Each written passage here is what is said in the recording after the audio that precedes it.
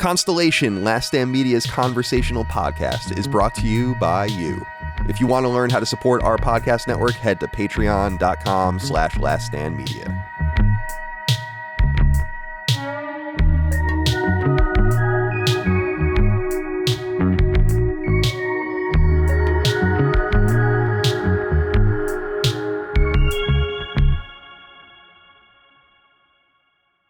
Greetings and salutations. Welcome back to Constellation, Last Stand Media's conversational podcast. My name is Colin Moriarty. I'm joined as always by my big brother, Dagan Moriarty. Dagan, good to see you today, my friend.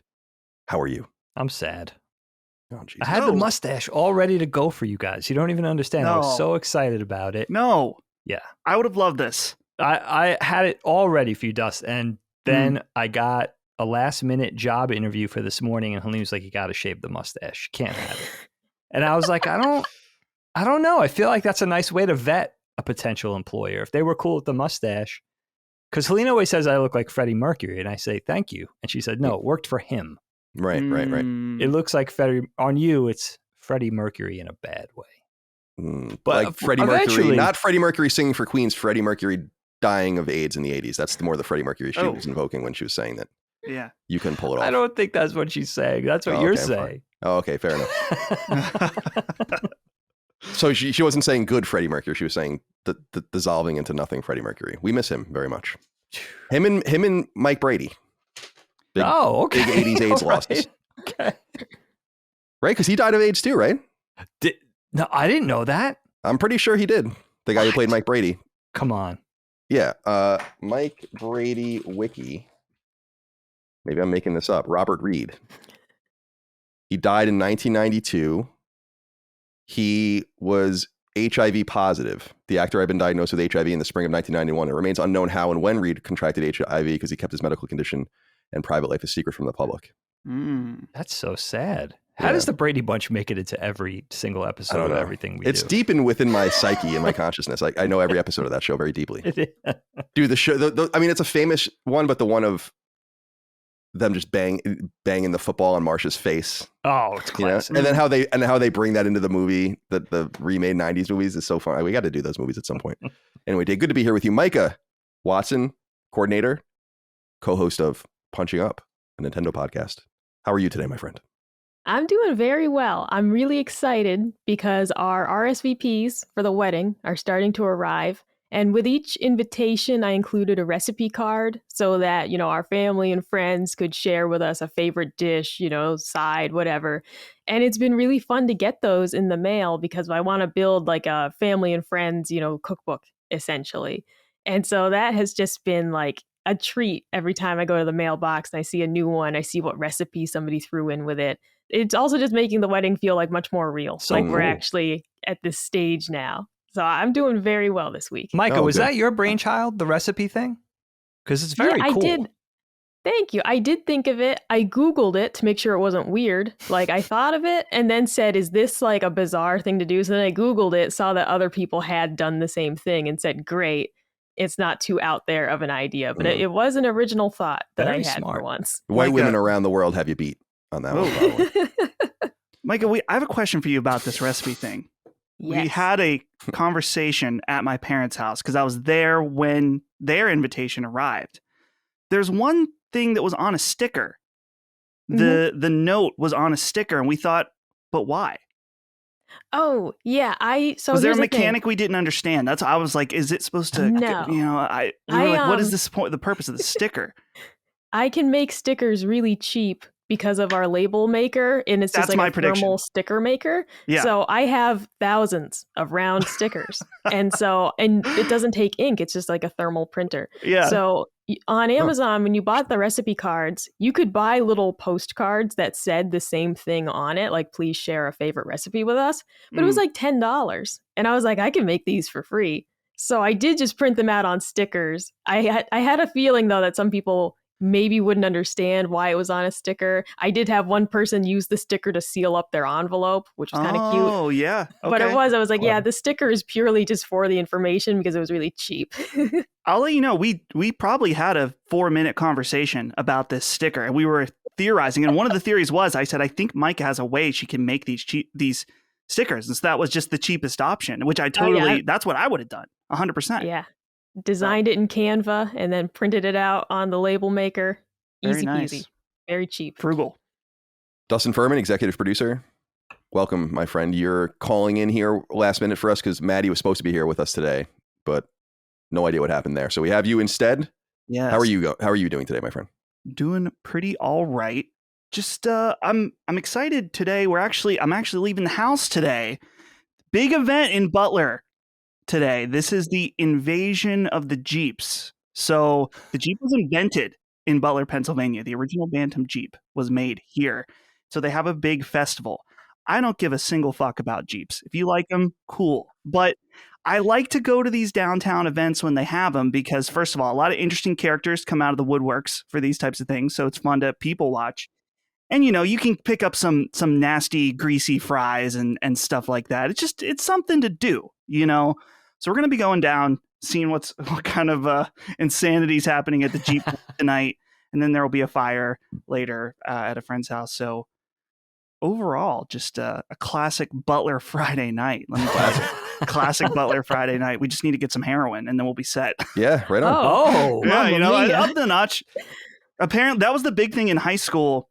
Heroin? There was, heroin, but people always said that Jay Leno, this was the rumor, that Jay Leno said that Butler was heroin high. And we were known as this heroin school. And that was like the rumor for 10 years. The thing was, there's no evidence of this ever happening, but you heard it all the time.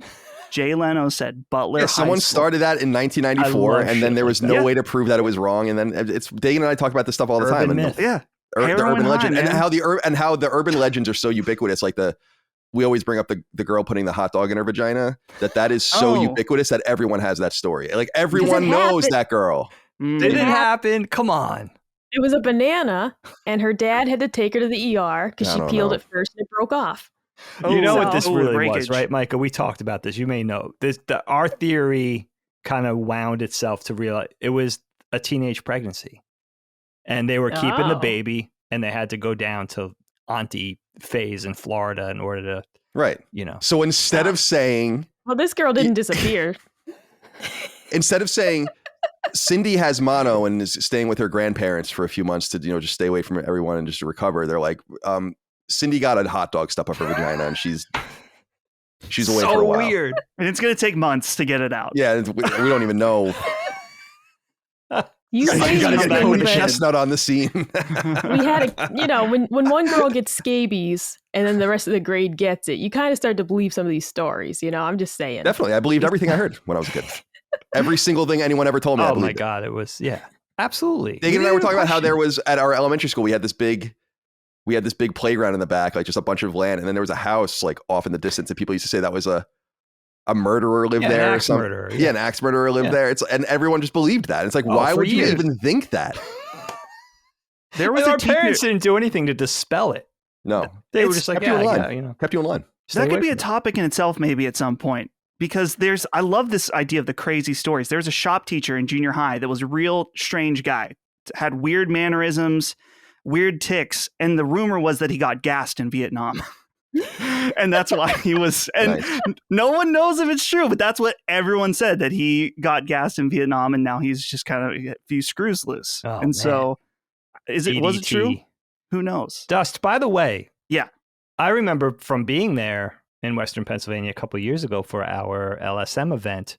You walk in, just for everybody to know, if you go into Butler, you go onto Main Street, there's something going on with Jeeps inside of 5 minutes. I remember going into the bagel place, because no one told me about this. Going into the bagel place, the whole decor is everything Jeeps. Blueprints, schematics, pictures of Jeeps, photos of Jeeps flinging through the mud, whatever. Going to the coffee shop, it's the same thing. By the time I got to the third place, the comic book store or whatever, I was like, what the hell's going on with Jeeps? And then they were like, yeah, this is where the Jeep was invented. They used to build them here before, I guess, whoever that was, General Motors took over or whatever. So that's Butler's. That's their crown jewel. The whole Butler Empire is built upon this. We've got the Jeep, we've got Bret Michaels, and we've got that one guy I just recently learned about that was on To Catch a Predator, was as Butler High. There's this clip. I'll have to show it to you, Colin. You probably know it because I know you're a big fan of the show. It's this guy that's totally it's not that he's unashamed. He just lays it all out. He doesn't try to hide it. I'll have to find the clip. At some find the point clip. and send it to you. I'll definitely know it. Well, we have here, as I said, here in Chesterfield County in Virginia, our famous export is Chris Chan. Yes, that's Chris Chan lives here and went to school here. He talks about, so our whole family, like, well, not a whole family, but Derek, so our brother-in-law, our sister Dana, our cousin Jamie, and so on, our sister Allie, everyone teaches in this massive school district here in Chesterfield. And he's literally talking about all these schools that they work at. So and I'm weird. like, this is so weird. So I actually asked Derek. So Derek is the head of principals in Chesterfield County. I think there's like a bunch of, he's like the head of middle school principals, I think. Our brother-in-law. Our brother-in-law. And I asked him, I was like, is this like a thing? Because it's real. Like, he went to these schools. Chris Chan is probably one of the most famous internet characters in the world. Yes. And he went to these various schools like Manchester High School and all these different places. And he's like, I don't really hear very much of it. And I think he's like been reading into it since. And I'm like, oh boy, man, you're going to, because it's what I wonder about 311 at Omaha High or whatever, North. They're like pretty famous there. There's apparently like some stuff there, and they still, so do they have a Chris Chan little spread at Manchester High? Oh. Tomahawk Middle School or wherever the hell he went? No, that's Coach wrong. called a spread. Yeah. Let's workshop that. And we saw that Sonic, we did Sacred Symbols, and then we recorded a pickup for it for the Summer Games Fest. And at the Summer Games Fest, they announced a new Sonic game.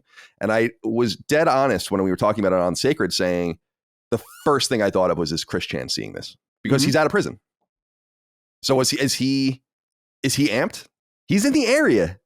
When we saw that picture of him walking into Walmart, I'm pretty sure that's the Walmart on Hull Street. Oh. Like, it is, which is so crazy. So we might see him at some point. You might have a Maybe. run-in. Yeah. You know, that would be really. He's from Ruckersville, which is not. I'm trying to figure out where that is relation to you guys heard of without it. being. What I know specific, is that the schools he went to are the ones right around here. Okay. right, because he moved. Right. He moved Okay. further west, so he grew up closer to you, and then they moved about. I know too much lore. Dude, it would be so interesting to go interview his teachers and stuff. Like, I wonder if what's your friend's name or that guy's name? Oh, Gino Samuel. Gino Samuel. Yeah. I was totally right about his accent, by the way. He's definitely not American. No, he's not. Yeah.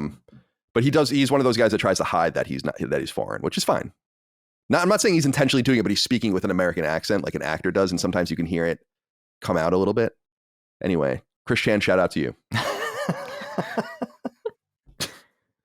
This is Constellation. Throw around a few topics like we do each and every week. 4 of us, 4 topics, of course. Talk about it at great length, as much as we'd like. Dig, I want to start with you, though. Oh. Your topic intrigues me. I think Micah and I do 2 topics that can kind of fit together. So I think we'll go to you, and then we'll go to Dustin, and then we'll finish with Micah and I. But Dig, let's begin with you, my friend. I'm honored. Bless your heart. By the way, real quick, Yeah. greatest Long Island export, Bagel Boss. Bagel Boss. Not what I expected. You're right. I'm not going to argue with that. Remember, weren't you and I together when that first came out? Yes. I'm pretty sure and we were, before anyone even knew anything about Bagel Boss, I was like, that's Long Island. Oh. I was like in 2 seconds, like literally 10 seconds in, I'm like, this guy's on Long Island. This is from Long Island. And who knew it was going to become a phenomenon? People on dating sites say I should be dead. I needed an update. I forgot about Bagel Boss. You're right. That was like name that tune with a video clip. I could have named it in 4 frames. Yeah, it's like that's oh, that's Long Island. Yeah, that's like the bagel basket in Hop Hog. It's like, yeah, I got it. Totally. I just was thinking about him recently, and I don't know. I just wanted to make sure to bring him up because I watch that video about once a month. Oh, of him melting down I in the totally bagel. forgot about it. I'll be Oh honest. my God, dude, it's Classic. there's probably 8 or 9 different funny parts about it.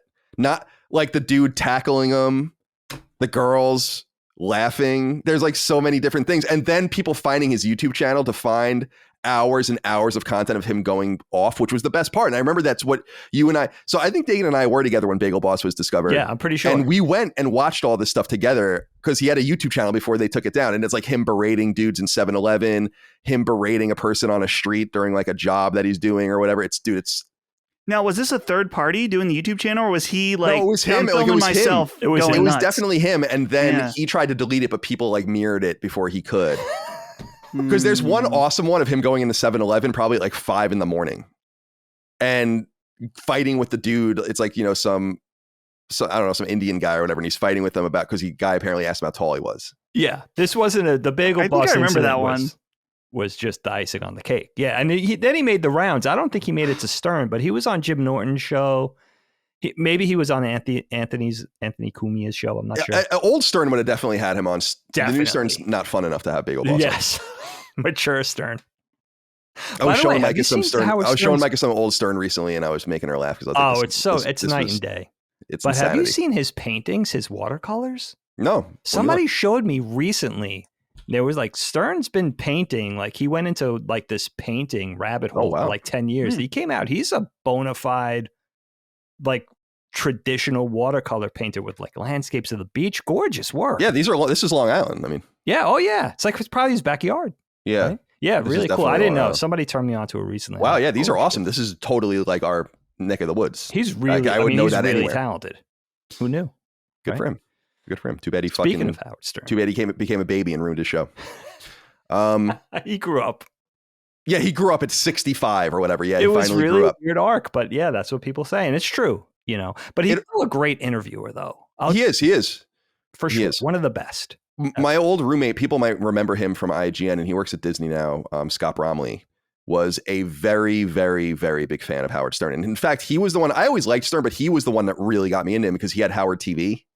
So, which was like pay-per-view Howard Stern. And we used to watch it together, and it was so funny. Like they would do all these insane things. And he would always say that the best part about him is that he can get anyone to say anything. Yes.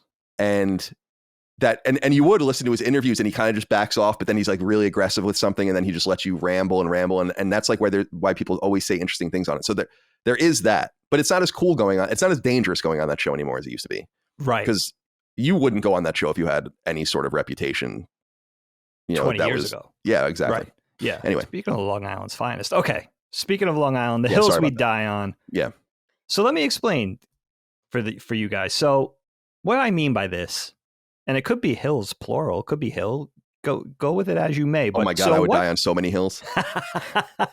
And we could unleash. You could unload, my friend. What topics, which issues are the most near and dear to your heart? What ignites your heart with a put up your dukes level of fiery passion? Maybe it's a sillier hot take. I don't care. Could be something fun. Or maybe it's a bona fide concern that you feel deeply associated with. So, and take it in whatever direction you want to. It could be in other words, it could be something as silly as Sonic is better than Mario, right? But if you feel deeply about it, I want to know. If it's a genuine take, a genuine hill that you want to die on, let me know what it is. And what made me kind of think about this topic was, for me, it's always been the one thing. And if you know me, it's something I've had for longer than I could even remember. I've had one sillier one in the past, which is the notion of, that was more of a frustration than anything else, of cartoons are not just for kids, but I would say in the last 10 to 15 years, that's no longer a concern. In fact, I would say cartoons are probably more for adults. Where's all the good kid stuff now? So that's something we could kind of put to bed and not worry about anymore. The hill that I'd really die on, that's a little more serious. People that listen to Knockback for a long time already know this, but for me, it's always been racism. It's something I've always had. I can't really articulate it. And it's just something, although I'm kind of a patient guy, I'm an upbeat guy, I like to keep it genial and positive and optimistic, but it's one thing I just cannot tolerate. If somebody is inadvertently racist in front of me, I'm going for your throat. Like it's the weirdest thing, because I remember being young enough, like elementary school age, where I didn't even know what racism was. And I guess a lot of this is Colin and I's familial backgrounds, the way we grew up, our origins. I'm sure that's a big part of it, but also where we grew up in terms of diversity. I think that played into it. But I just remember being at a certain age, let's say a little later in elementary school, where I kind of realized that people were racist, where it dawned on me, like, people feel this way. So this thing exists where people hate each other, strangers, based on the way they look, the color of their skin. And I think even as a kid, I was like, but that doesn't make any sense. We're all here. We're all human beings, right? We're sharing this planet together. And what the hell is that? I don't understand. Like it always seemed nonsensical to me. And it always made me so angry. And then the few times in my life, there was a couple of instances along the way where I would confront racism, sometimes in strangers. Sometimes I would hear somebody say something racist on a subway car or something in New York, which is, you would think that's the last place you would hear it, but there's plenty of racism in New York. And it was always something that I had to confront, even though I'm not a confrontational guy. I don't like conflict. I'm not a tough dude by any stretch of the imagination. But there were definitely 2 times in my life, and this might have been what prompted me to do this topic, where I was just like, I don't care what happens right now. We're going, if this turns into fisticuffs and I get the shit kicked out of me, it doesn't matter because I have to confront the situation. There was one time on a subway car that I remember sort of an older, trashier mom and her adult son. I would say at that time I was probably in my 30s and he was probably around my age. So a guy in his 30s and his 50-something-year-old mom in New York on a subway car said something with the N-word. And I could tell it wasn't in jest. And they were right by me. I think we were waiting on the platform for the train to arrive. It was in the morning. And I heard it. And then I was taken aback. And then I was kind of studying their demeanor to see if they could have been, even if it was jokey, it wasn't appropriate because there was so many people around. But I wanted to kind of study the situation. Then I realized they were just really hateful people, right? And I got on the subway car and I said something about, you should keep your mouth shut with so many people around, something like that. And it didn't, maybe some kind of verbal push came to shove, but it didn't turn into anything. They got off the train or I got off, whatever it was. And then the second time where I actually thought I might die. And this, I remember our daughter was about 2 or 3 before my son was born. But thinking back, Helene might have been pregnant at that time with Graydon.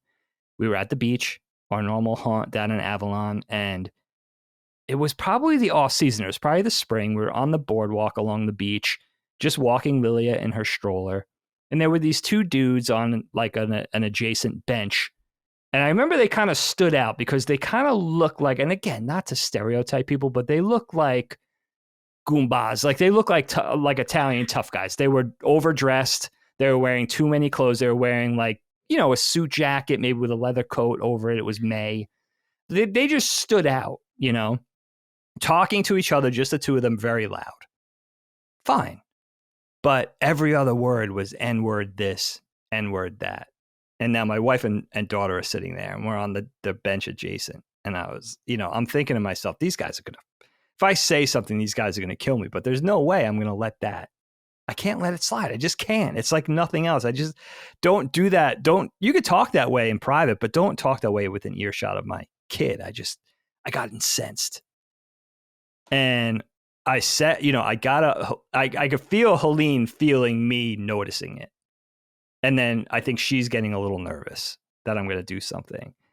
And I kind of go to like move sideways closer to the guys, like wiggle my butt over on the bench away from Helene and closer to the guys. Wasn't going to get up yet, but she already had grabbed my wrist, as if to say, don't. No words need to be exchanged because Helene knows me.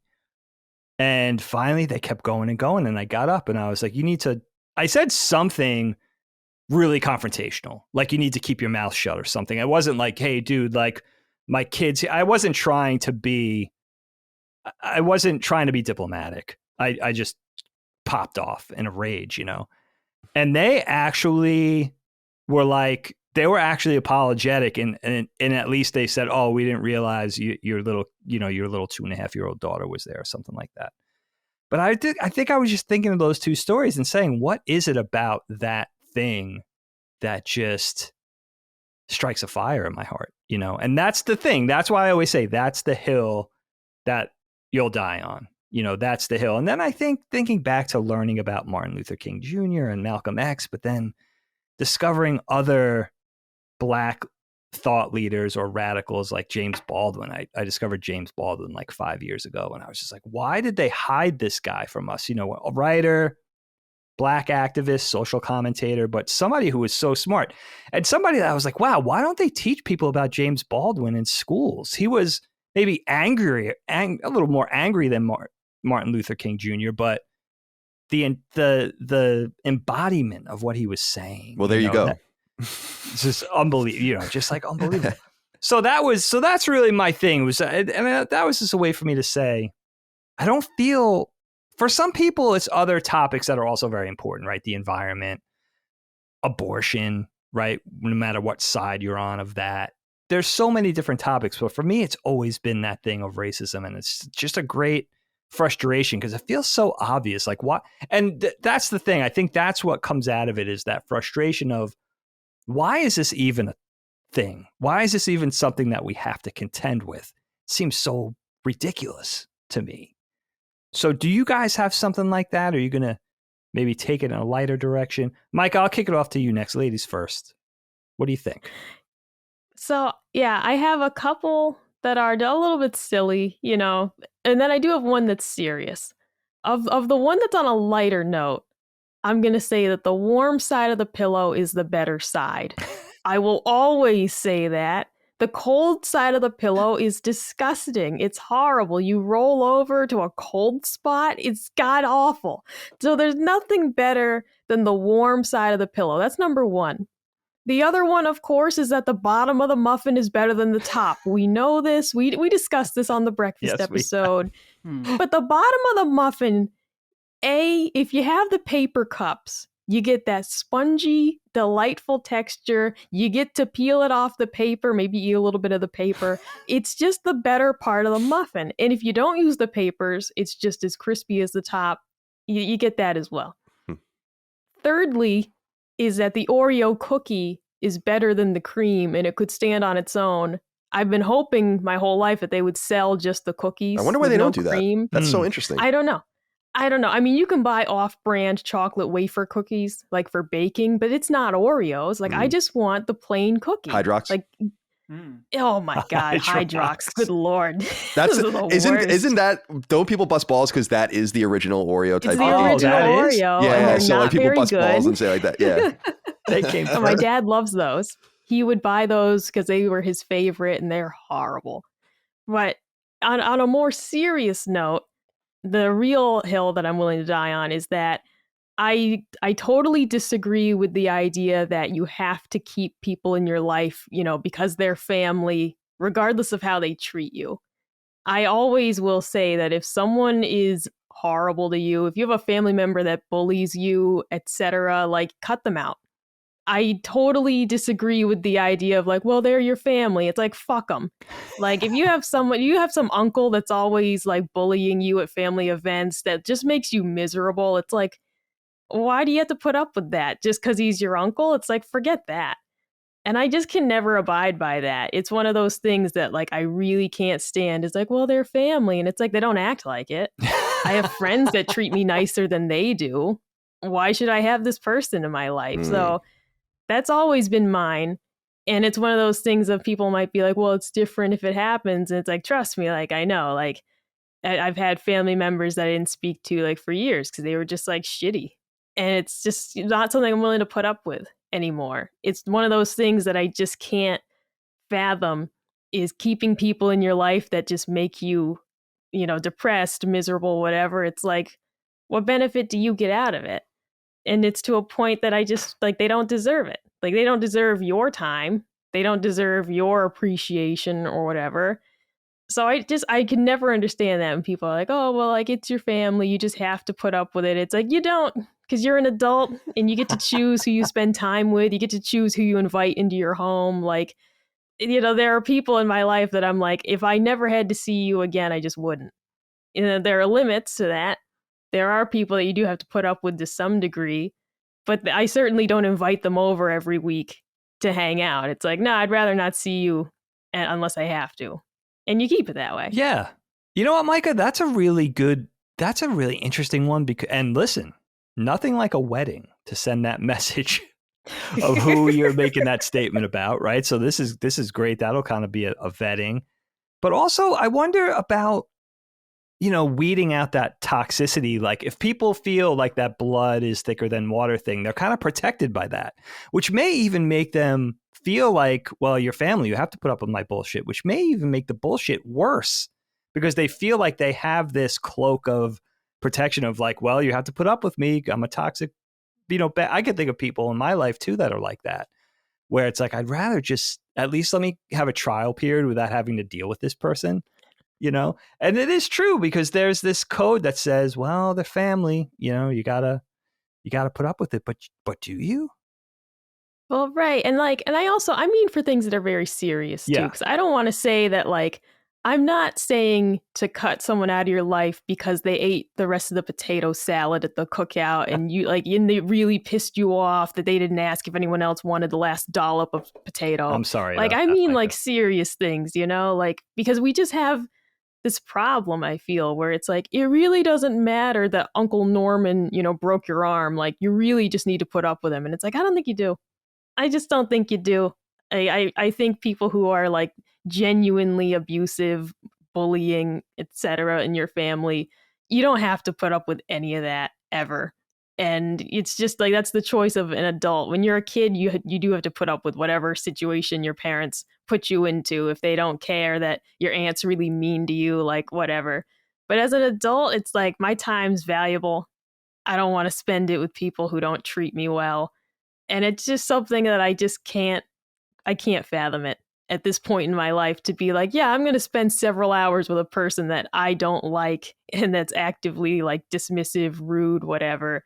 So it's just part of that's getting older too. A big part of that is just saying I do my part to be good to my family and everything. If they don't reciprocate that or appreciate it, then they're not worth my time. And that's part of just getting older and saying I have limited resources. We're getting to that point where I'm thinking of kids and all that stuff that really takes up your time. And I don't want to waste even more of it on people that don't appreciate it.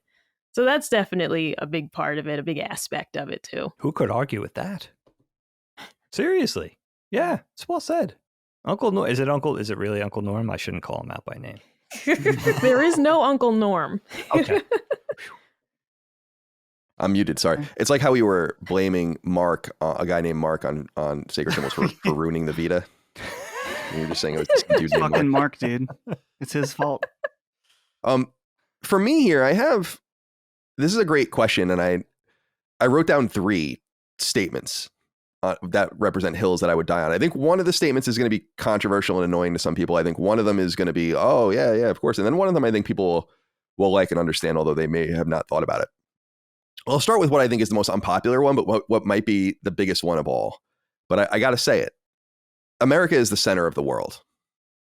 I'm not saying this because it's right or that it's good or that there can't be something better or all of that, but there is this backhandedness that many people in the world talk about the United States as they absorb everything the United States creates. Whether that's technology, whether that's entertainment, forms of government. And we were the ones that revived an ancient form of Republican government that everyone else copied. Our Constitution and Declaration of Independence are some of the most mimicked documents in the last 300 years. But it goes far beyond that. I think America has been generally a force for good in the world, though I think that it is deeply flawed and has done a lot of fucked up things and continues to do a lot of fucked up things. But the United States is a civilization that destroyed a continent and a country in Europe and in Japan, and then used its own money to rebuild it. How many other adversarial foes in human history did that to their completely decimated enemies that surrendered without reservation because they had nothing left? And the United States could have put their boot on all of them for many generations, and instead, through the Marshall Plan and other things, rebuilt them to the point where we're great friends. This is, of course, not an altruistic exercise. We wanted you guys as stalwarts against communism and other things in Japan and in Europe. So I'm not saying these things are done through altruistic means, but it does bother me when I see a lot of disrespect flung overseas towards the United States, not because you have to like us, not because you have to appreciate us or anything like that, but you should recognize how much we imbue every part of the world with our civilization. And when people say we have no culture, I think that's insane. Our culture is technology. Our culture is advanced, like the internet and internet companies and economy and all of those kinds of things. Some of the biggest companies in the world are American. And I brought up some of these things too. The United States, 8 of the top 10 universities in the world are American, including the top 5. The top 5 hospitals in the world are all American.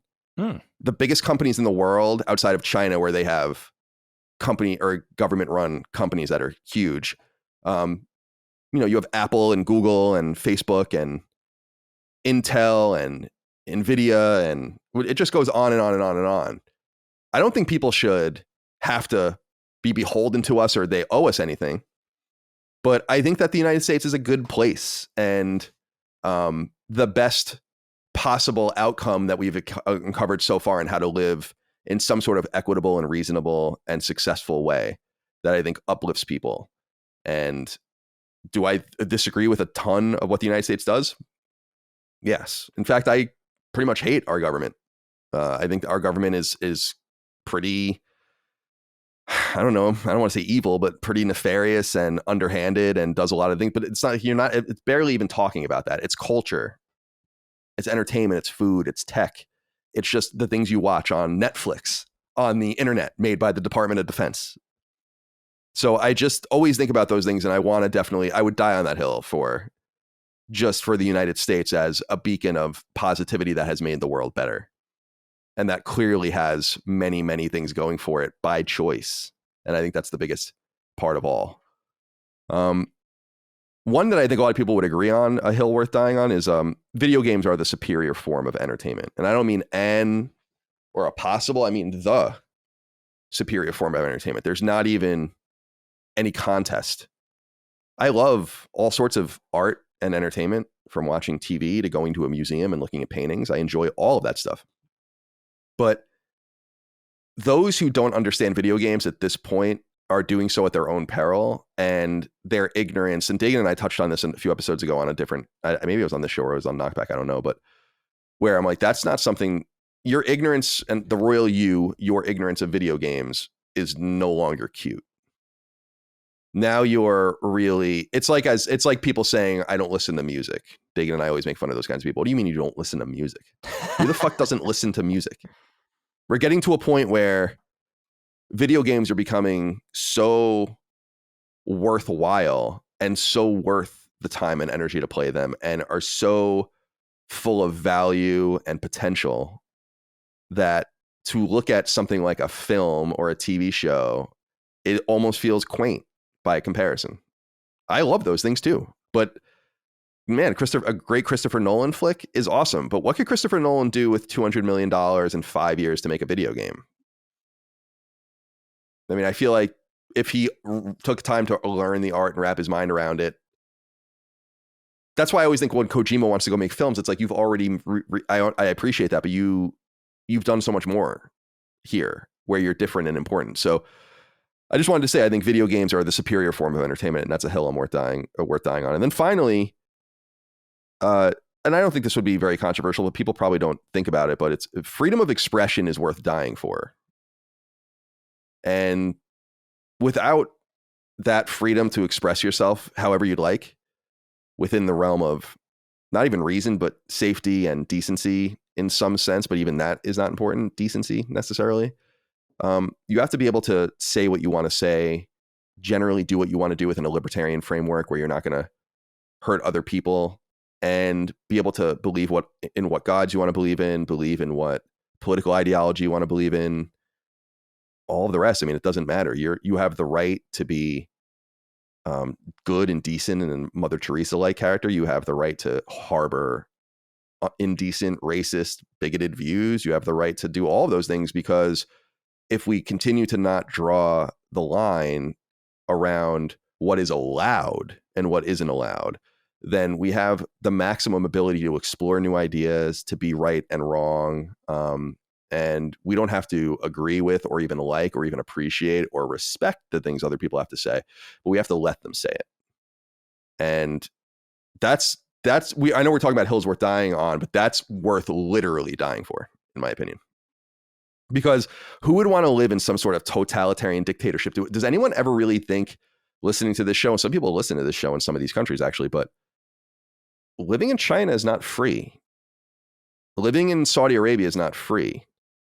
There are just certain places where you're not truly free. And I think we take it a little bit for granted that we view it through the lens of speech and everything, but it's deeper than that. It's about association and worship, or the right not to worship and all the rest. It's really, it goes back to what I was saying about America earlier, but it's just something everyone should want.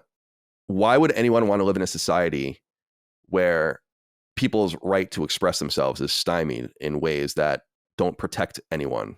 And so I think that that's a hill worth dying on, literally, if necessary. If the system was going to collapse and that was what was going to go with it, there's no reason to even want to live at that point, in my opinion, because you would just be in this predestined, predetermined framework, manipulated by powers greater than you to feel and think certain things. And I just think that we have to resist that at all costs, because it's what makes us unique and interesting. And the way we come together and agree on many different things is how societies are built and how government and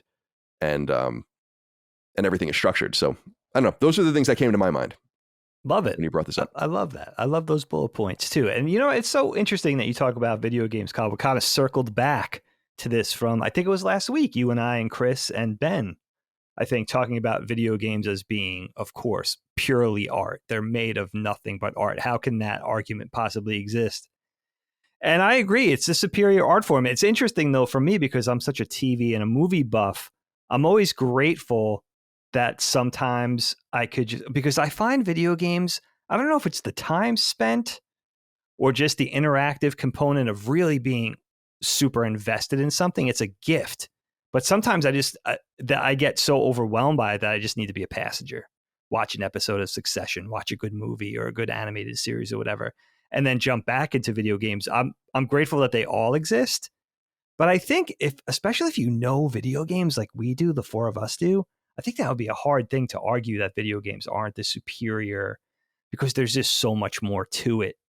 There's so many more facets, you know, and that is interesting. I know it's a great frustration of yours that people don't recognize it, but I think those people are fighting a losing battle right now. Video games are only going to get better and more important. I can't see it going the other way, if that makes sense. Yeah, I just think it's funny because I don't think that people can really defend the position that games are either not valuable or a waste of time. I think a lot of it comes because we talk about playing and we call them games, and that's just the way the nomenclature is always going to work. And I think we understand that. But when you sit down and play a game, it doesn't mean what I think a lot of people understand it to mean. And I don't know how you can be in this current era and be so ignorant of that it's more about immersion and experience than just the fun of play per se, and how TV and movies are just looked at as better forms or more acceptable forms of pastime. And I'm like, why? That's like not a defensible position. There's nothing possibly defensible about that. In fact, you could argue that your lack of interactivity, it's like the boob tube, like you're fucking totally zoned out. You zone out when you play games, but not really. You have to stay engaged with it. Absolutely. So I don't think people, and I think that a lot of it comes down to people being very unwilling to shake off the moorings of what they think they understand and admit that they're wrong. So there's just an entire generation, probably even through a lot of people in Gen X, believe it or not, that just have to kind of go away over time for this to finally purge itself from our society, and games can get kind of the proper recognition that they deserve. That's why I always think it's preposterous when people complain about how expensive games are. Like, it's just, I don't know what you're thinking sometimes with that stuff out there. And so I don't know. I think video games are so special. Obviously people that listen to this know that and understand that, but I do become frustrated because for how well games do and for how prolific they've become, there are so many more people to tap. And it's as puzzling as, like I said, a person not listening to music. Well, look at it this way, Kyle, right? With TV, but especially with movies, I think with games, it's just going to be a matter of time, because at what point did people in general, society, finally sort of consent that, okay, when TV or movies are done well, this is just as good as Hemingway or Shakespeare or Faulkner, right? It took years, maybe until the golden age of television, even though we were talking about this last week, even though we came through dramatic offerings like MASH in the 70s and 80s, right? It took all this time for people, it took until The Sopranos to say, okay, this is as good as the best novels. But, and with movies, even longer maybe. So I think games just need to continue to find their footing because there's so many people that think of it still as Pac-Man, which you could still argue Pac-Man, right? But now we're talking about things that are much more cinematic and much more realistic and much more textured and much more nuanced. And yeah, it's just people stopping to think about it. I just think, we're talking to a captive audience here in our general audience of the people listening week to week. But yeah, I think when you're talking about mainstream culture, it's just a waiting game. It's just a matter of time. Yeah, because to me, I always think of the anecdote of, and people were kind of twisted into not being a positive, but I thought it was really cool in the lead up, I think, to Red Dead Redemption 2 coming out. The writers had said that if you printed out the entire script, it would literally go from floor to ceiling if it was stacked on top of each other. I believe that. I always think of that because though a lot of it is spoken, it's the script. It's all written. It's all there to read and experience in the game. And so the whole argument of being like, well, kids are better spent reading and using their imaginations and all that. And I'm like, but this is the equivalent of every book your kid will ever read in his life. Don't you understand that? Like, don't you understand the wonder and the majesty of games like this and how it can fill up a kid's head with all sorts of intrigue and interest? And it doesn't have to be a game that well made, but it's just a point of saying that there's just people that think it's better to read Faulkner than to play Red Dead Redemption 2. And I think that value judgment is misguided because they might be equivalent at best at this point. And I don't know. I don't understand the snooty nature surrounding video games and kind of sticking your nose up to them. People that do that look like relics. Yes. And absolutely. And will look like fossils soon enough. So and RDR was built on Cormac McCarthy. They'll tell you that. Rockstar will tell you that. It was built on one of the greatest living writers, one of the greatest writers of all time. It was built on his body of work. Read Blood Meridian. I just sent you a link, actually. Yeah, I saw that, Dave. Yeah, we'll do that. We'll do that for not the next episode, but the episode after, maybe. Oh, cool. Yeah. That'll be cool. Dust, what do you think about all this? Yeah, let's hear from you, my friend. Well, I only have one serious one since I didn't have quite as much time to I want to have a few, but Micah sent me the topic last night, as I said, coming in hot. So the one serious one I have is that if you play on Xbox, you're a loser. So that's the hill I want to... Shots ring out. Yeah, no. You're a degenerate. You're a degenerate, and Sony wins every time. So I just want to make sure I got that. You guys can clip that, use that wherever you want. But no, that's not really it. I do have a serious one, though, that immediately when you put out Hills You Want to Die On, Hills You Would Die On, that I thought of, and that is that Sheetz is so much better than Wawa.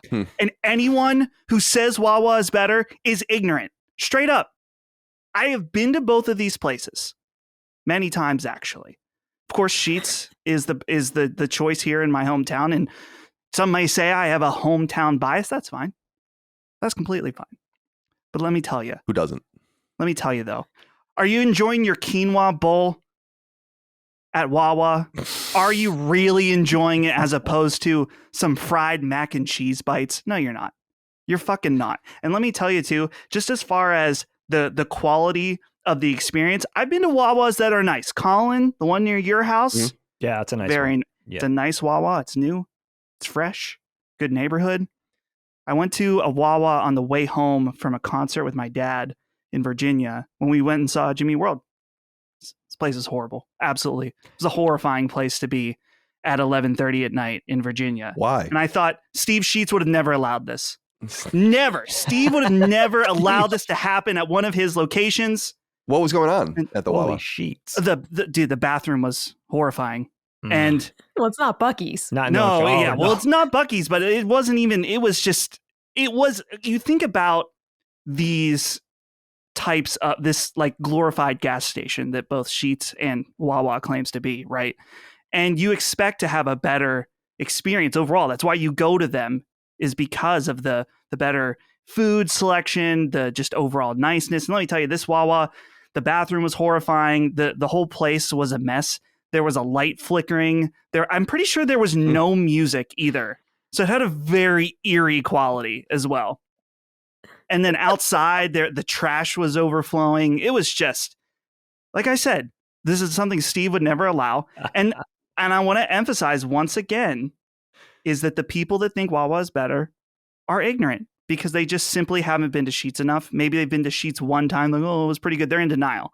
No, absolutely. And maybe I should just leave it at that at this point. I know that this is going to be one of the most controversial things I've ever said on a show, but I stand by it. And it makes me mad when people say Wawa is better. It really does. As someone who has been to both, particularly in that experience on the way home from the Jimmy World concert, I left in disgust that anyone would hold this opinion so strongly. You see people wearing a Wawa shirt. Take that shit off. Burn it. It's an institution. What I've noticed about, and Mike and I were talking about this the other day, actually, when we were driving around going somewhere, where I've noticed that there are new competitors. New competitors. Okay. to Wawa and Sheetz. Like you can see that there are new companies that are, I can't even think of any of the names right now, but we identified a couple of them. We just got a new flyer in the mail. And I can't remember what it was called, but it was like, oh, come get a free cinnamon bun at this new gas station. I'd never even heard of it. They're trying to merge the high-end convenience, because for people that don't know, Wawa is basically a really nice convenience store, but you can get food there. Like sandwiches and chicken and mac and cheese and all this kind of stuff. And Sheetz is very similar to that, with the different vibe from my perspective, having gone to both, is that, and I think Sheetz is just as good as Wawa in my opinion, but I like Sheetz a lot because they have a grill. And that's a huge, so they have like burgers and fries and all these. Wawa has fryers. that So they have things that Wawa doesn't have. I imagine that Wawa would probably adjust to that, or is adjusting to that. They have they do. Yeah, it's Can you get fries at Wawa? Okay, so Dave, tell me about this, because I don't go to Wawa very often around here. Yeah, I feel myself getting very defensive, so it's the Philadelphian, because I honestly don't even like Wawa that much. But I love it. Dustin, Philly needed a new Bill Burr figure, and I think you're that guy now. You're like the new Bill Burr for Philly. They're gonna get ready for it. It's with Wawa. Yeah, I feel like they're interesting. They do a funny thing out here too in historic Bucks County in the suburbs, because they'll integrate into a community by playing directly into that community's heritage.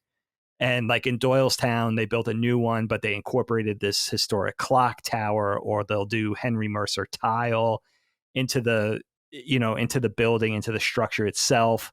But no one gives a shit. They just want Wawa. Like Doyle's Tonians don't care if Wawa is a beautiful building. They just want to get their coffee and their gas. But they still do this thing where they try to placate the community, but everybody just loves it because it's like Long Islanders being from Brooklyn, like our parents' generation moving east to the suburbs. It's the same thing out here. All the boomers are from Philly. They're not from Bucks County. They're from Philly. So they have that Philly Wawa pride. It's a provincial thing. It's not even about Wawa. It's just the area. Like people will contend Wawa coffee's good. It's not. It's complete mud, but they just have pride in it. They have Philadelphia pride in it. They can't admit that the coffee sucks. They just love their Wawa. But that's what Wawa does, that thing where all right, we can't contend with fast food, so we'll bring in the burgers, we'll bring in the griddle, fries, chicken sandwiches. Oh, you want healthy offerings? We'll do the quinoa, we'll do the salads. We'll do the kale salads and all the berry salads. And they do a little bit for everything because they have so much money they could do that. What I get angry about with Wawa is, and I'll be honest with you, Micah and Colin, I wanted it to stay regional. I didn't want it to go down south. Yeah. I feel like you guys had your Piggly Wigglies or whatever the hell else you had down there. Can we just have something? It's like we don't have mom and pop delis like New York. We don't have good bagels or good pizza. Can Philly just have something of its own? Yeah. Yeah, I think people felt that way a little bit about In-N-Out when they moved to Nevada and Arizona. Yeah. And I think they've really shown a lot of restraint, actually. And I know people felt like that when Shake Shack went public, because Shake Shack was a New York institution. Yes. And the best Shake Shack I've ever been to is in Las Vegas. So eat shit. Also not very good, but that's a different conversation. Yes, it is a different conversation. Yeah, we'll get there. So, there. Yeah, it's funny because the Wawa near our house has actually been a disappointment to me. The one time I tried to go there on the fly, because in my experience, Dagan, and this is all with you basically, we go to Wawa. Dagan and I legit used to go to Wawa 1, 2 in the morning. Yes. Right? Always. And you can get whatever the fuck you want. Like literally, it's the same menu. That's not what this menu says, Colin. I looked it up. What, the one in... Well, the one near me? Because I was going to say that. That's what I was going to say. The one near me... Yeah, we went there after the Richmond show, and we've said this before. And I was like, I was gonna get exactly what I get with Dagan, which is like, I don't know, chicken finger sub, all the toppings on it, get some sides like mac and cheese or mashed potatoes or something, and whether it's 2 in the morning or 2 in the afternoon, that's what Wawa is in my experience. And we go in here and they have like a severely cut down menu with like a few options. I'm like, what the fuck? I was actually kind of viscerally upset, because to me, I was like, this isn't Wawa. This, in my experience, this is not what this is supposed to be. Where are all of the options? And if you can't pay for that to be done here, then you shouldn't open a Wawa, because that's what the promise of a Wawa is. Yeah. And so I've never gone into that place ever again. That was what, a year plus ago? I've never even bothered. It's like, that whole debacle as well. Yeah. That was a saga of, we were desperately hungry after the Richmond show. We go to McDonald's, and they said they were out of fries. Right. Out and of Colin fries at was like, McDonald's? I'm not eating it without. Yeah, and he's like, I'm not eating it without fries. And I was That's like, the whole reason you fucking go to McDonald's. Why would you? Anyways, so then we go to Wendy's, and we're at the window, and the guy is like, I'll be back in a minute. And he never came back. Like, we sat there for 5 minutes. He never came back. And then Colin's like, let's try one more place. We'll go to the Wawa. And I remember we go in there, and he sees the menu, and he's looking, and he's like, oh, they don't really have much. And I was like, we're not going anywhere else. This is the dinner. All right. Like, this is your last stop. Like we are eating something here, or you're having cereal at home. Wow, and it was disappointment like, okay, at Wawa. Okay. Yeah, no, totally. So I personally don't disagree with you. My first experience was in your neighborhood, or in your town at Sheetz, and I loved it. I thought it was awesome. You did love it. Yeah. Yeah. And it's just funny because I don't know. You go into Wawa on the touch screen and you begin to play with it, and the idea is that it's got a million things on it. But I remember going into that touch screen and it's like, oh, here's a turkey sandwich, and what it's like, what the fuck is this nonsense? But as I was saying earlier, anyway, I'm going on a diatribe. But as I was saying earlier, I do remember that, or I have recalled rather, that there seem to be competitors coming into the gas station / high-end convenience store, deli, whatever, grill sort of thing. Like, there are new competitors on the scene for sure. And I want to see what they can do with it. Yeah. I don't know which ones they are. Royal Farms is the newest one that's coming. They have those here. in Baltimore. I was at one. Oh. Yeah, so I had never heard of it. I got a flyer in our mailbox, and it was like, come in for our opening weekend and you can get like a free cinnamon roll, a 99-cent coffee. It was like a whole sheet of stuff like that.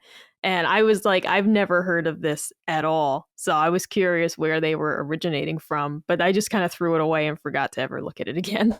Two quick things. So that Royal Farms place, is their big thing is chicken. Because I remember in there, we were there also very late, but they were frying them up right there at 11:30. That's something awesome. like Love that. I love America. This is what I was talking about with America. And it smelled great. I thought, damn, everything they're making in here smells amazing. And I'm at a gas station at 11:30. I didn't get anything, but I want to see. So Royal Farms, jury's out on that. We'll see. But shout out to at least doing something different. I must amend something about Wawa. So maybe this makes me look weak, but I want to be fair. I'm looking at the menu of your Wawa, Colin. It does say they now have burgers and fries, and the option is single burger, double burger with bacon and fries. Those are the 3 options when it comes to burgers. 3? That's what it says here. That's outrageous. And here's the other thing. Yeah. After 4 p.m. Yes, that's a thing. That is true, Dustin, for all That's Wawas. some bullshit. Yeah, the grill is only open for dinner, not lunch. You can't do it at lunch. Yeah, see, they got to. I know this is all economics, but Sheetz brought a strong game. I went to that Sheetz. I ordered, I think, 3 different cheeseburgers during that visit, and they had them going. Wow. Is Sheetz 24 hours? Yeah. And the kitchen's 24 hour. I don't know. Anything on the menu is 24 hour. Dust, there was one Sheetz in Philly when I was going to college on Broad Street, just south of South Street. Pretty bad neighborhood. somewhere between Center City and South Philly. And I feel like it was the only one, and they let it exist so people would think Sheetz it was like a hovel. It was like, I remember it was a gas station, and then it was a little convenience store, almost like a Kodak kiosk that you couldn't go in, but you could go to the window. It was notoriously quote unquote ghetto. And I think they left it like that. I think that was what Wawa probably owned it and was like, this is Sheetz. Yeah. You don't want it. You know what? Like just to give Sheetz it with 2 Z's or something. They were like trying to make it disguise it. Right.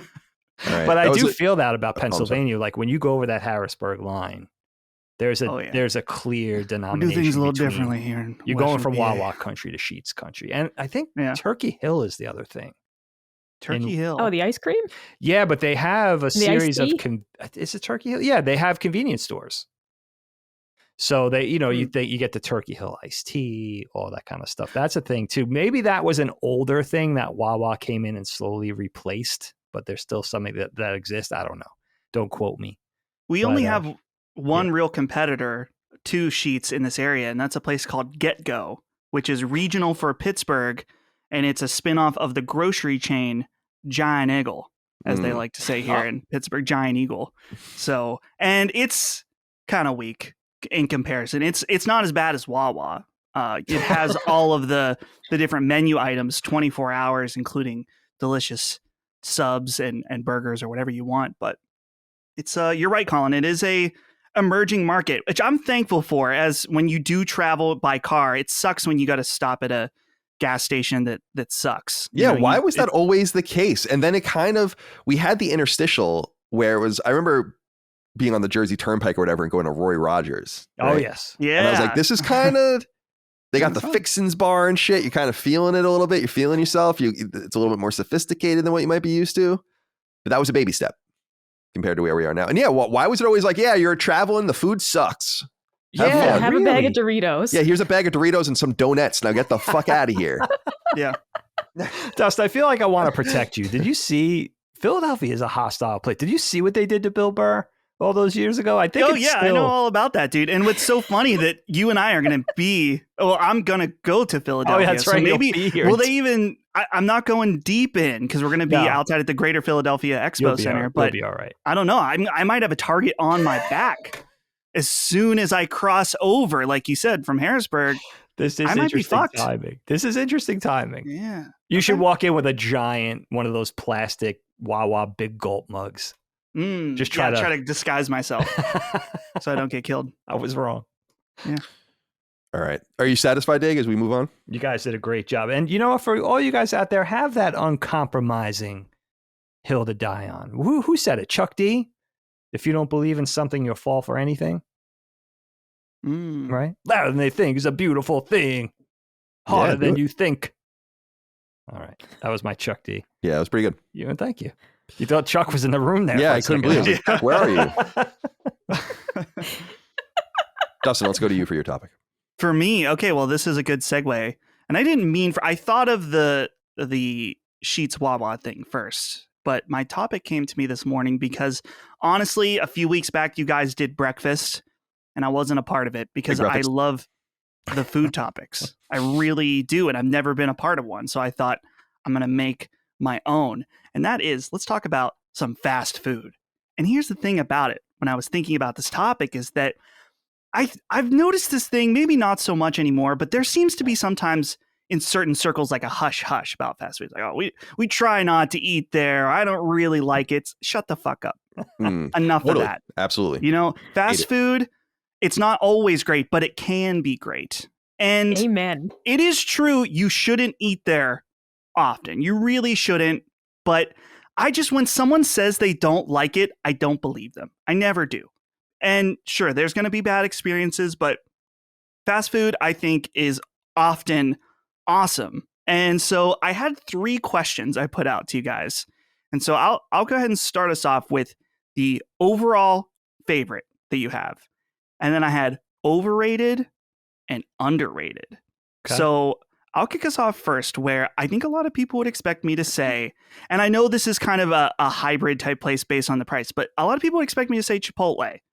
I do love Chipotle very, very much, but they got a consistency problem. And I think I mentioned on Sacred, The Butler Chipotle is the worst Chipotle I've ever been to consistently, but it's what I have, so we go there anyway.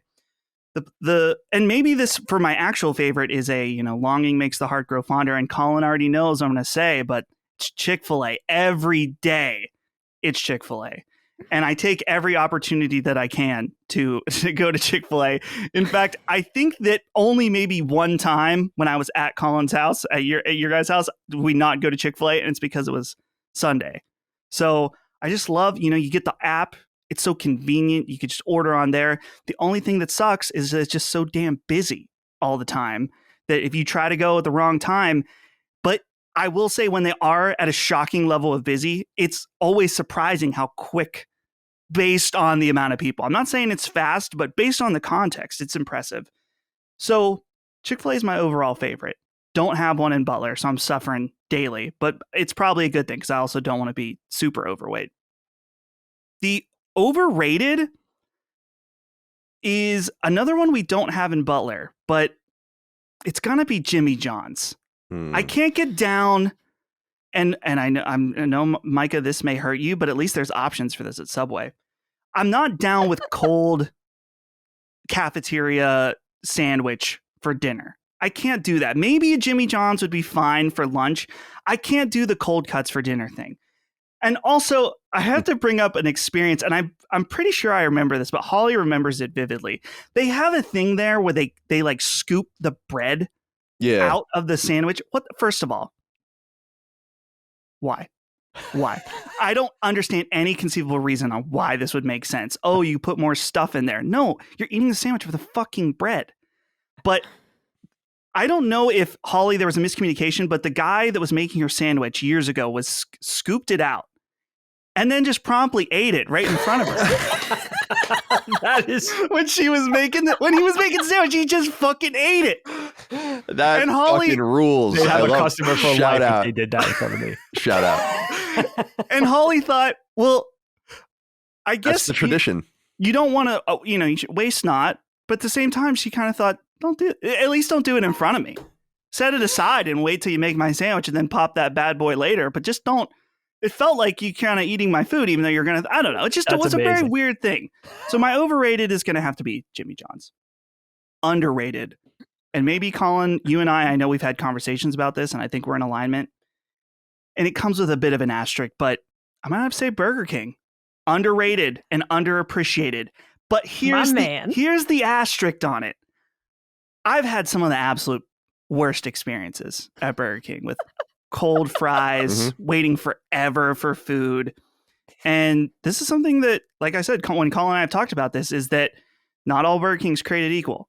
You got to go to the good one. You mentioned the good McDonald's. Well, that is highly specific for Burger King that you got to go to the good ones. We have a pretty fresh one in Butler that's probably about 4 years old at this point and consistently on point. And it really turned around my thinking about Burger King in general. So I'm not saying it's the very best. I'm just saying that if yours is bad, it doesn't mean they're all bad. So yeah, Colin, take it away at this point, because that's really all I have to say. Those are my hot take opinions about fast food. But well, I can give you my answers, but I wanted to quickly say a couple of things about some of your choices here as well. Jimmy John's. There was a Jimmy John's in San Francisco that I used to go to when I worked at IGN, and me and my friend Craig Baradon, who some people might remember, he was an editor at IGN for a long time, still a buddy of mine. And we would walk down there and go. And the reason, and I'm sure you know this, is their whole thing is that it's so, what is it? So fast you'll freak or whatever. Jimmy John's whole thing is that it's mega fast. That's what their whole thing is. And so interesting.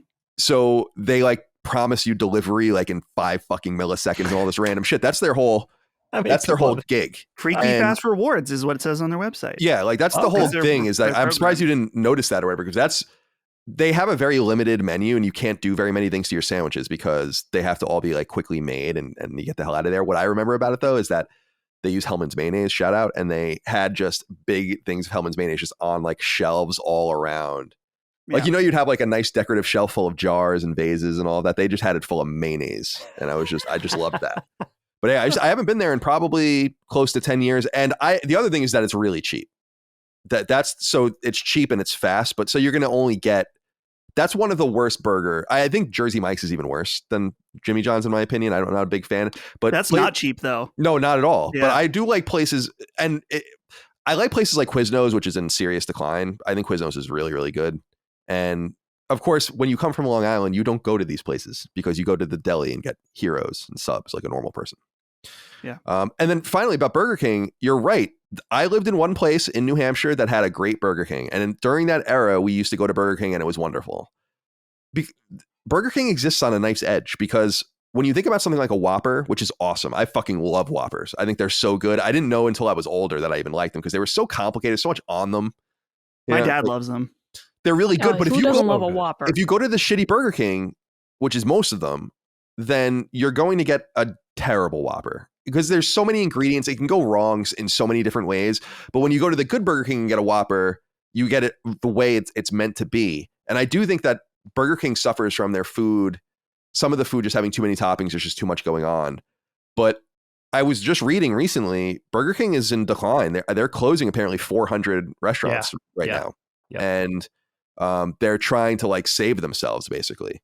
So I'll be interested to see how that goes. I think that brand, I can't be the only one because I know this is common about this, but Burger King has a bad reputation. Like it doesn't have a good reputation. Yeah. And they need to do something about that because I think that's why they're suffering because there's a Burger King near our house and I have no interest in going to because I'm like, it's probably fucking terrible. Why would it? My experience is that I want to like you. And I have to say, there were only 2 Burger Kings in San Francisco in the entire city. There were only 2 of them. And they were both horrible. And one of them was at a gas station. And the gas station, it was right near Patreon because I used to go to Patreon's office. I don't know if they're at that office anymore, but I used to go there for lunch. They used to get like catered lunch at Patreon every day, like all this really healthy stuff. And I would just come in and get Burger King and then come and so anti-Sanford. And you guys can look this up.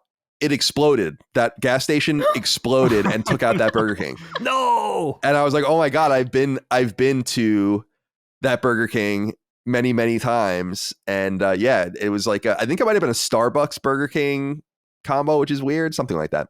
But yeah, in 2015-ish. Get a coffee with your Whopper. Yeah. It was shit it out twice as fast. Dude, and that place was horrible. That Burger King was just full of homeless people. It was just disgusting. The people there didn't care. It was just, I don't know what the fuck I was thinking. I was just so desperate to try to get a Whopper. But I'll go into my things in a little while. Dig, I want to hear from you on this. Dustin, do you want to give him a rundown of your questions again? Yeah, their overall favorite. Okay. Overrated, underrated. Okay, that's easy enough. Let me start. This is so interesting that you brought this up today, Dust, because I was just dropping the dog off this morning at the dog groomers to a part of town that I don't go to that often. And I passed by a Wendy's. I wanted to ask you guys, does Wendy's have breakfast? They do now. It sucks. They do. I've never had it. It's bad. It's bad. Really bad. Is it bad? You've had it? It's fucking awful. Oh, yeah, interesting. Fighting words. Wendy's. That's it. Okay, that's an interesting one for me. All right, so let me start by saying, okay, so underrated. I'm going to go with an interesting one here, and it's mainly because of one item. I think Popeyes is underrated because they have probably the one fast food menu item that I'll actually go out of my way for, and it's a weird one, but it's so good. The red beans and rice. The red beans and rice at Popeyes is legit the standard for red beans and rice. Sorry, Latino people. I know your mom's is probably the best, but I don't have your mom's. I have Popeyes red beans and rice. It's so good. I just introduced it to my daughter actually because there happens to be one Popeyes near her dance studio. So I'm like, Lil, you got to try this red beans and rice. I was spreading the gospel. And their chicken and biscuits are fine. I mean, it reminds me of just the next chapter of KFC, right? But that red beans and rice, delish. Love it. We talked about this recently, too. I think it was at the Houston Live show, right? Where I said Wendy's for me is always probably my favorite because I think for 2 reasons. One, there are just much fewer Wendy's than other fast food joints, it seems like always. And including out here, I could think of 2 in like a 50-mile radius. And I still maintain, and I know it's controversial, but I still have to say that their burger, standard burger, you could get a triple, you could get a double, it doesn't matter. I think it's better than Five Guys. I think it's better than Shake Shack. I think it's better than almost any fast food burger. Yeah, I think it's really good. Yeah. Wow, Underrated it's- burger. And that's I'm not just something. saying because they're square. I like the square burger. It's innovative. Mike, hold on a second. We have to cut in here. Micah and I were watching.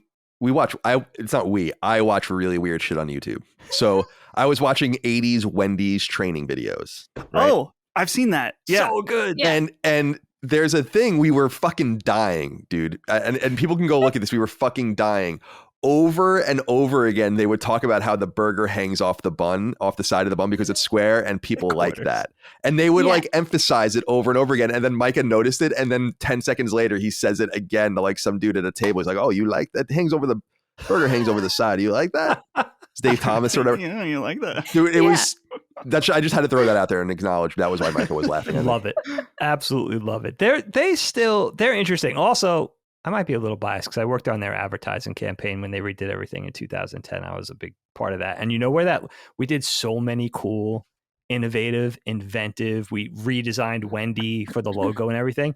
They circled back and just kept the original thing. I mean, it was just like a vector art version of the original art that they just didn't want to change. And they spent, sorry, Wendy's for putting you on blast, but they spent millions of dollars for us to start at 12 and end up right back where we started from.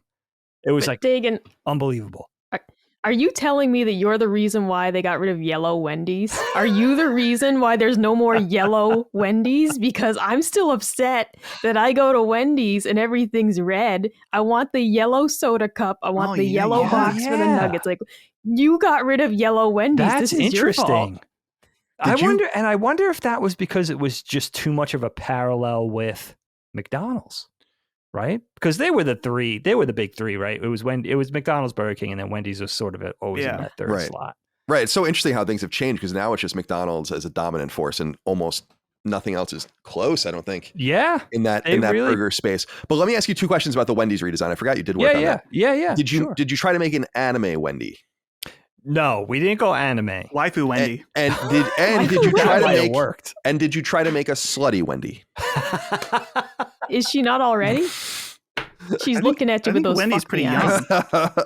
We never did. You know, that's interesting. I think we always kept it like chest up, like because you just see her bust, right? So you never see. We might have designed something really cool. Sorry. I'm looking up how old is Wendy from Wendy's. Okay, well she's 61 currently. Right. Well, yeah, Wendy Thomas herself. Yeah, they integrated her. They tried to bring her into the commercials. Yes. Yeah. They did a lot. I'm not sure. I forget what I should put the agency on blast. I do. Wendy's has always been. I remember. So I was really into Wendy's in high school. Like it was just a big thing in high school. Like everyone loved Wendy's at Bellport High School, and because I think it was like the chicken nuggets were 99 cents, and you just go there and fucking get nuts. They had the dollar menu. Yeah, exactly. But I don't. As an adult, there was one in Santa Monica. It was pretty bad actually. But I would be like get desperate and want a burger, and I would go there every so often. And then I haven't had Wendy's in years. I think it's the scarcity that kind of builds the appeal. With BK, Kyle, with Burger King, you really reminded me of something because I'm always kind of secretly, not so secretly rooting for that company because they've always been the other than or the second runner up, whatever, to Mickey D's. And they do seem to, even dating back to my childhood, they seem to have a real problem with standards from store to store. And like the good Burger King and the shitty Burger King was always a thing. And there were a lot of shitty Burger Kings. They had McDonald's always had a more suburban sort of reputation where Burger King was considered the more urban or maybe in the more crowded, populated areas, whether it was the boroughs or in Manhattan proper or whatever. But and you guys reminded me of something funny. A good Whopper sandwich, like a well-assembled, really sort of meticulously put together Whopper is delicious, but the sloppy Whopper is just, you're getting a sloppy Whopper 8 out of 10. 8 out of 10 times. I'll give you a sloppy Whopper. Man, what did you just invent? Sloppy Whopper. Slop them up. I don't think that's helping. But you know what made me fall in love with Burger King? Their marketing. When they started doing the really unappealing, creepy live action King with the mask, it was like food advertising like I've never seen done before. It was just sort of, it was a very Adult Swim level of advertising. I'm not saying it was particular Cartoon Network, but it didn't seem to be selling the food. It was just doing something ridiculous. And I think they started that. They don't get enough credit for that. It was just something that was a complete non sequitur, really had nothing to do with the food. It was just ridiculous. It was just silly. And it's amazing to me that they didn't sort of reestablish themselves or find some footing with that, because it was the opposite of McDonald's. Very conservative. It was either very kid friendly or very appetizing. And Burger King was like, we're not going to compete on those same parameters anymore. We're going to kind of divest ourselves, and we're going to see if we could do something different. And then when I see them, I'm just expecting them, because you do see the Burger King slowly getting boarded up, and there's not that many left out here between here and down in Jersey. And every time I see one, I'm like, oh man, I hope it lasts. Even though I don't find myself going there that often, I don't find myself at Burger King a lot. That's the other thing you guys, Dustin was saying earlier about fast food and the stigma, and we're not supposed to eat there. I could actually be honest with you, that really backfired with my kids, because we didn't let them eat fast food until they were older. In fact, even when we went on road trips, we were going down to Virginia to see the cats, or we were going to the beach or somewhere else, we would go out of our way to GPS like Panera Bread and shit like that. So the kids didn't eat fast food. And now when they're 12 and 16, they can't get enough of it. So we could have got it out of their systems earlier.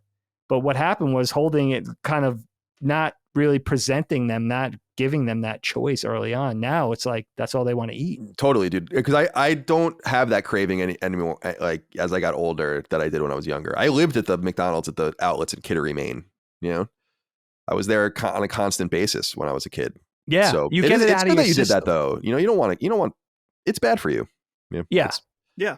But it's wonderful to eat. I do love it. Eating it, and Chick-fil-A, Dust, I'm sorry, apologies. Chick-fil-A is the most overrated for me. And I think that was just sheer. Damn. I think we just played it out. We had it that was one in my adult life. It's the only fast food that I could say we just had too often. It got tired. I go back with Chick-fil-A to 94, because we didn't have it in New York in the mid 90s. When I moved to Philly, there was a Chick-fil-A in the food court of One Liberty Plaza, which was like the one big skyscraper at that time, right across the street from my school, my art school. And I thought Filet was a Philly thing. I thought, this is Chick-fil-A, like Chick-fil-A, until I realized this has nothing to do with Philly. But I've been eating it since 94, and I think I was having it for years, like twice a week. I just played it out. I ran it into the ground. I totally understand though, because Chick-fil-A really is good, like very, very good. But I played it out for myself too. But when I used to come down here to visit mom or visit the girls or whatever, I would be like, we got to go to Waffle House and we got to go to Chick-fil-A. Those are the two places that I really want to go. And when I was out in California, there was one in San Jose, and we used to take the drive to go there, which is like an hour sometimes, to just go go to Chick-fil-A make an excuse to go to there's a big mall down there and stuff. So you just go down there and dick around. But yeah, Chick-fil-A it's incredible how popular it is. It's always crowded, like was already said. I think Uncle Mike's neighbor owns the Chick-fil-A near our house. Oh, it's franchised. Yeah. I didn't know that. But exacting standards, obviously. Yes, they have their reputation for they're like the East Coast In-N-Out. Like they pay a little more. They have a reputation for treating their employees well. Now they have a really crappy political reputation, I guess. But, if you don't get into that, you just go for the food, right? Right. People, it's like In-N-Out's, people forget that In-N-Out has crossed palm trees in front of it to make a Christian cross. And on the bottom of it, all of the food. I never knew that. Those are tied together. That is a symbol. You guys can go look at the end in front of Chick-fil-A's. They tie two palm trees across each other like this. Huh. And which is a Christian symbol. And there's fucking scripture on the bottom of every piece of food you get. And no one seems to care about that. Forgot about that. Yeah. It's just a little strange. It's interesting that evangelical families own In-N-Out, and an evangelical family owns Chick-fil-A though. And I've said before that I really do respect Chick-fil-A closing on Sundays, because I think it's good for workers. It's awesome to be able to say to your workforce, none of you, no matter what, no one's working on Sunday. I think that's a really powerful thing to say to a fucking blue collar, very rare worker. Very and it reminds me of Dagan, you've been there with me Bay Cities, which is the place in the really awesome deli in Santa Monica, they always close. it's so They're good. closed on Monday, no matter what. Okay. And it's annoying as fuck, but I think it's nice for their employees that they can just definitely have that day off. Did you answer all the questions? Yeah, I was trying to figure that out. Yeah. So, my favorite, I said Wendy's. Yeah. Underrated Right, Popeyes, overrated Chick-fil-A. Okay, very good. Okay. Any thoughts on that, Dustin, before we move on? We'll have Micah answer next. No, just we'll move on. I have a final thought to wrap us up. But okay. Micah, go ahead and take us away here, please. All right.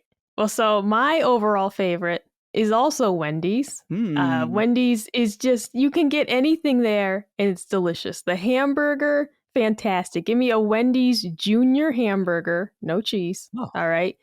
Fantastic. The fries, really good. Chicken nuggets, wonderful. How do you feel about the They have the best- chili? Oh my the God. finger in the chili. Do you guys remember that when we were growing up? That was I don't fake. care. It wasn't real. There They could planted be- the finger. But I always First think of of all, that.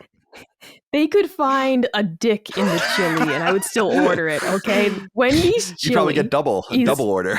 I would. Wendy's chili is incredible. You go to Wendy's, you order a plain baked potato and a chili, and you put the chili on the potato. Now, here's the thing, though. I like it. I've talked about this before. When you go to Wendy's, they will try to dissuade you from ordering a baked potato. They'll be like, it'll take 10 minutes. And you're like, then get going, okay? Don't back down, because they don't want you to order the baked potato if they didn't just make a batch of them. They're going to be like, well, it's going to take a while. And it's like, I'll be here. So you get your baked potato, you get a chili. It is incredible. Mamma mia. It's just incredible. But everything is good at Wendy's. Chicken sandwich, good. Hamburger, good. Chicken nuggets, great. They have the best barbecue sauce of any of the fast food places. That is absolutely true. I noticed that last time I was there. Yeah. Their drinks are really good. They have these like fruity lemonades that they do in like the summertime. Like Wendy's is definitely my favorite, especially as I've gotten older and my tummy has gotten more sensitive. A Wendy's hamburger is the only one I can eat. Like McDonald's hamburger fucks me up. Burger King hamburger, I can't do it. A Wendy's hamburger is still real enough food that my stomach says, yeah, I think you can eat that. But otherwise, we're getting to a point where I just can't eat some of my favorite things anymore at these other restaurants. So Wendy's is the overall favorite. Going overrated, and it's going to be Chick-fil-A. Only because the waffle fries, man. It's the waffle fries. They gotta be hot. You gotta eat them as soon as possible. And also, though, sometimes you get a bag and it's just all of like the butt ends, like all the heels. They're not even cut out. You just get, if you end up with an odd bag of all heels, that sucks. Yeah.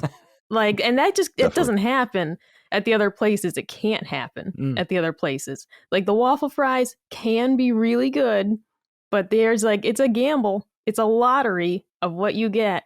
And that's the only reason why I'm like, Chick-fil-A is really good.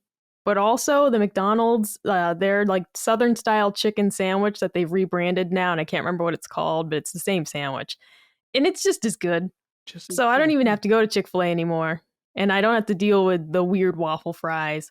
The Chick-fil-A, the people are nice. Like they're always weirdly friendly. It's like a Stepford Wives type thing. I feel like maybe they're like blink twice if you actually want to be here. But otherwise, like it is really good. But the fries are what make it overrated. The fries are what make me say it's not the perfect experience to get the chicken sandwich and maybe good fries. Yeah, I just can't jive with that. Okay. All right.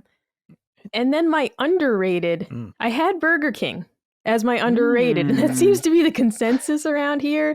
I think Burger King has the best fries. Burger King breakfast is really good with the French toast sticks, the croissant sandwich. Oh my God. But since everyone has talked about Burger King so much, then I am going to pick my alternate underrated, which is Subway. I knew. Because Subway, it's just so good. And the thing about it, too, is you got to know how to game the menu. Now, if you know a thing about me, I like the hot lettuce. So sometimes you can ask them to put the lettuce on before they toast it. And it's a whole different experience. Or you just bring it home and do it yourself. That's what I usually do because they don't want to do it. They'll tell you it'll burn up in the oven. It won't. But they'll tell you, like, I can't do that. And I'm like, you can, all right? Like, Sal's not here. Just do it. Like, just toast the fucking sandwich. So you bring it home and toast it. That toasted lettuce, it elevates the experience. All right. But Subway, where else can I get a blue Powerade and my turkey, bacon, and ham sandwich? Lettuce, green pepper, onions, and you're sucking down your Powerade, no ice. It's incredible. Like, you just can't get that anywhere else. So I think Subway doesn't get enough credit for the combinations. Your baked Lays. Let's talk about baked Lays. Where else are you getting those? I like baked Lays. You're not buying them. Those are good. You're not buying them at the store because you'll eat them all in one sitting. All right. So you only have those when you're out. Those always remind me of Subway, for sure. They're supposed to be really bad for you, right? Is that the newest intel on the baked Lays? I wouldn't be surprised. I'm like, I try to make Helene proud by getting the baked Lays, and she's like, those are worse. I'm like, how? I can't win because Wawa does have the baked Lays. Yeah. No, they're so good. They're good. They're so good. My beef with Subway, of course, they got rid of my favorite bread, which was Hearty Italian. All right. That was the one with all the cornmeal. That's the one I used to get. Yeah. Yeah, they got rid of that. They also, I believe, got rid of the honey oat. Oh my God, that was like the second one I used to get. That was so good. I know. Yeah, it sucks, right? Good. But like, you can still get Italian, regular Italian, still very good. Yeah. Get your classic Subway melt, no cheese, blue Powerade, baked Lays, maybe the barbecue baked Lays if you're feeling frisky. But I think Subway doesn't get enough credit for what it is. Yeah, I mean, shout out to Jared. Yeah, all right. He was pretty cool when I was a kid, though, right? Before all that stuff happened. Everybody of him, right? Like a big cardboard. Yeah. With him in the pants or whatever. Oh my God. Exactly, the pants and everything. Like, no, man, when I was a kid, Jared was like really cool. It was like, yeah, I want to eat more Subway. I'm sure he loved that you thought that at the time. That documentary is so damning. I've never seen a more damning documentary. There's a documentary about him? Yeah, it's on Netflix right now. Yeah, I saw that. I watched that one. It's That sounds interesting. I mean, it's so incriminating. I've never seen anything it's like it's pretty hardcore. What do I don't know. You never know anyone. If you don't know who Jared is, how can you know anyone in this world? No one can be trusted. I know. Yeah. No. All right. I haven't been to a Subway in at least 5 years, maybe more. It's an insult to cold cuts. Gracious. We got to get you down there. And also, I want to say the correct nomenclature for a sandwich, of course, is a grinder. All right, you go down to Subway, get a couple grinders. Oh, you're pulling your New England Who card. says this? Where's this coming from? That's Massachusetts. From home. The New England thing? A grinder? Yeah. I've never heard that. No, that's what it always is. Yeah, let's go get grinders. And like because we'll be out. One time we were out with Dana and Derek, and Dana like ordered a hero, and I remember watching the waitress's face for a split second and be like, what? Because we were at like a pizza place, and it's just like down here, they were like, give me a hoagie or whatever. But they say hoagie in Pittsburgh. Yeah. Give me a grinder. That's a Pennsylvania thing. All right. Yeah. Give me a meatball grinder. That's the correct. I've never heard that. That's the correct phrasing. Yeah. For Yeah. it. That's a New England term. Never heard it. I'm familiar with that term. Grinder. Yeah. All right. For me, we can go through these somewhat quickly if we'd like. Overall favorite, Five Guys. Five Guys Five Guys burger. So I'm not going to speak so much. I like the fries if you eat them there, especially. I think the fries are totally fine. And the whole thing, that tradition of how they give you just an asinine amount of fries. In fact, the entire idea is for them the fries to keep your burger warm. That's apparently the intent. And the greasy bag and all of that. So you order like a family size. I remember going into Five Guys before and being like, can I have a large fry? And they're like, this feeds a family of 4. And I'm like, give it to me. Yeah. Did I stutter? Give me 2. But on a burger level. So I've had many burgers in my life. On a burger level, Five Guys burger is the best fast food burger by a fucking mile, in my opinion. It's like not even close. I think you can have lots of conversations about fries, where I think McDonald's has the best fries personally. And you can have a lot of conversations about your accoutrements, like your chicken sandwiches and all these other things. But burgers, dude, Five Guys burgers are insane. They're so good. You can do whatever you want to them, and it's no problem. Like that is the expectation, is that you'll do, I get extra cheese, onions, ketchup, mayonnaise, but there's like, I think 16 different toppings. You could put them all on there if you want, like A1 steak sauce and all this random shit that they have. And I just want to give a shout out to Five Guys, because I know it's a little expensive and I get that, but I think you get what you pay for in this regard. And my favorite thing about it is that when you order a cheeseburger there, it's a fucking double cheeseburger and it's probably 1,500 calories. To get a normal cheeseburger, you have to order what is called the little cheeseburger, or they will not give it to you. Oh, I didn't know that. Yeah, it's true. And I learned over time, instead of getting one, I used to get it delivered to me in Santa Monica, and I would get the one burger, and then I realized I'd rather have 2 small cheeseburgers so I can get more of the bread, more of the cheese, and all that. So shout out to Five Guys. The hot dog. The hot dogs are good too. That was a sacred thing that would came up about the hot dog back when I was just editing the show. I think Chris likes the hot dogs, if I recall. But I could be wrong about that, because when Chris and I used to go to the diner in Santa Monica all the time, he used to get some mysterious things there too. But man. Five Guys, got to give a shout out to Five Guys. Just absolutely love it. Stellar stuff. Overrated. KFC. No, Yeah. you can't say that But to I don't me. think KFC is highly rated to begin with, is it? But this is I don't exactly. know. This, Okay. I was prepared for this question, because I think that Wow. KFC is actually so bad that no matter how you rate it, it's too much. Yeah. No, you haven't been to a good one. This might be the thing, but I've never been to a good KFC. So I tried. KFC is somewhat affordable. So when I first got my job in California, there was a KFC Taco Bell, and Taco Bell was almost my answer for overrated, but not quite. I think Taco Bell is better than KFC personally, but Oh, KFC God. is just so budget and bad. It's like you're eating a Swanson's. It's like you're eating No. Swanson's meal. I mean, that's exactly not what how it is. it's supposed to be. The corn, the That's mashed not how it's potatoes. supposed to be. The breading is all wet and nasty Yeah, on it's- it. No, Yeah. it's not supposed to be like It's a that. TV I'm sorry. that's you've how it always experienced is. that. It's a- No, we literally had a KFC buffet back home. Okay, when I was Whoa. a child, Wow. you could go to the KFC buffet. What? All right, and it was delicious and it was incredible. But even just the KFC that was there was a Pizza Hut, KFC, Taco Bell, Taco Hut, and Kentucky. even that one though, the Kentucky. chicken was always perfectly crunchy, like excellent. Yeah. Like it really was like a really good KFC. I've never been to a bad one. I've genuinely never been to a KFC that disappointed I'm me. open so to I'm trying it shocked. again. Like I've never had a satisfying experience at KFC. I've probably had it 10 times in my life or something like that. And I've tried, Oh. and so the one in California I used to go to, and then there was another one in LA that I used to try to go to. That's the whole thing. It's like the chicken. It's like a TV dinner. Mhm. Well, the instant potatoes are the thing, though. Like you have to like instant mash. I love instant mash. Yeah, I don't. Give me the potato, the brown gravy. You don't like that because you're weird. No, Yeah. no. Well, So I mean, So yeah, So- shout out to KFC in that regard. There are a lot of answers for overrated, including places like Jack in the Box and others, but this is definitely the pick for me. And then, Yeah. I'm sorry, go ahead. I was just gonna say, as far as KFC, the last time I had it was so I could get the Diablo 4 beta code with the double down. So I Oh ate my one of the God. double downs.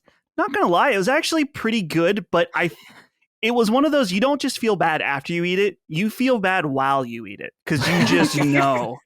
And I don't get sick from food almost ever, and it didn't make me sick, like I wasn't throwing up or anything, but my stomach after that double down, no sir, was Dustin, not for having the the double down. non-Americans, you have to explain what the double down is for Oh. the non-Americans. It's 2 pieces of chicken that are huge, and then cheese, bacon, and then I think it has like mayo inside. And so it's supposed to be that the chicken is the Oh, yeah. buns, Yeah, no bun. No and buns. that's just what it is.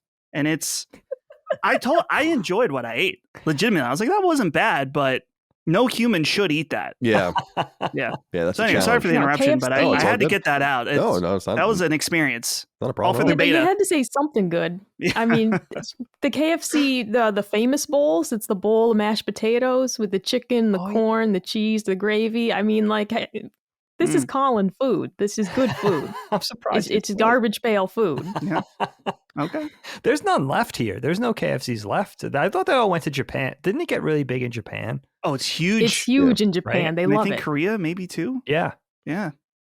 And then finally, underrated. I thought about this deeply because I think there are a few really good answers with underrated, but I want to give a shout out to this one, Del Taco. This is a Never California been. institution, especially an institution in Southern California. And it's basically, it's a better Taco Bell plus a McDonald's, kind of. You can order a cheeseburger, a burrito, a taco, and like a quesadilla and chicken nuggets. Something and for it's everyone. amazing. I loved Del Taco. It wasn't really a thing in Northern California, but when I went to LA for my last 2.5 years in California, I ate a lot of Del Taco. Yeah, it's an LA and thing. and I came to really, really like it. It's open all night. Their bean burritos are so good. Their bean and beef burritos. I used to just gorge myself on it, and it was so awesome because you can mix all of the worlds together. It's like, I want a couple of cheeseburgers.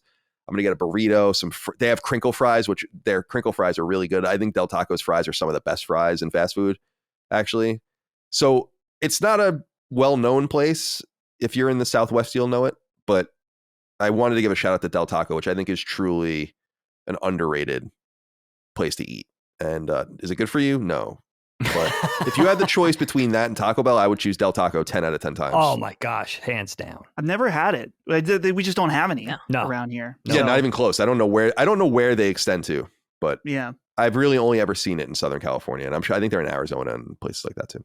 Yeah. Makes sense. Well, I'm glad this conversation could bring out a passionate conversation amongst the four of us. That's what I was hoping for. That was the goal. Mm.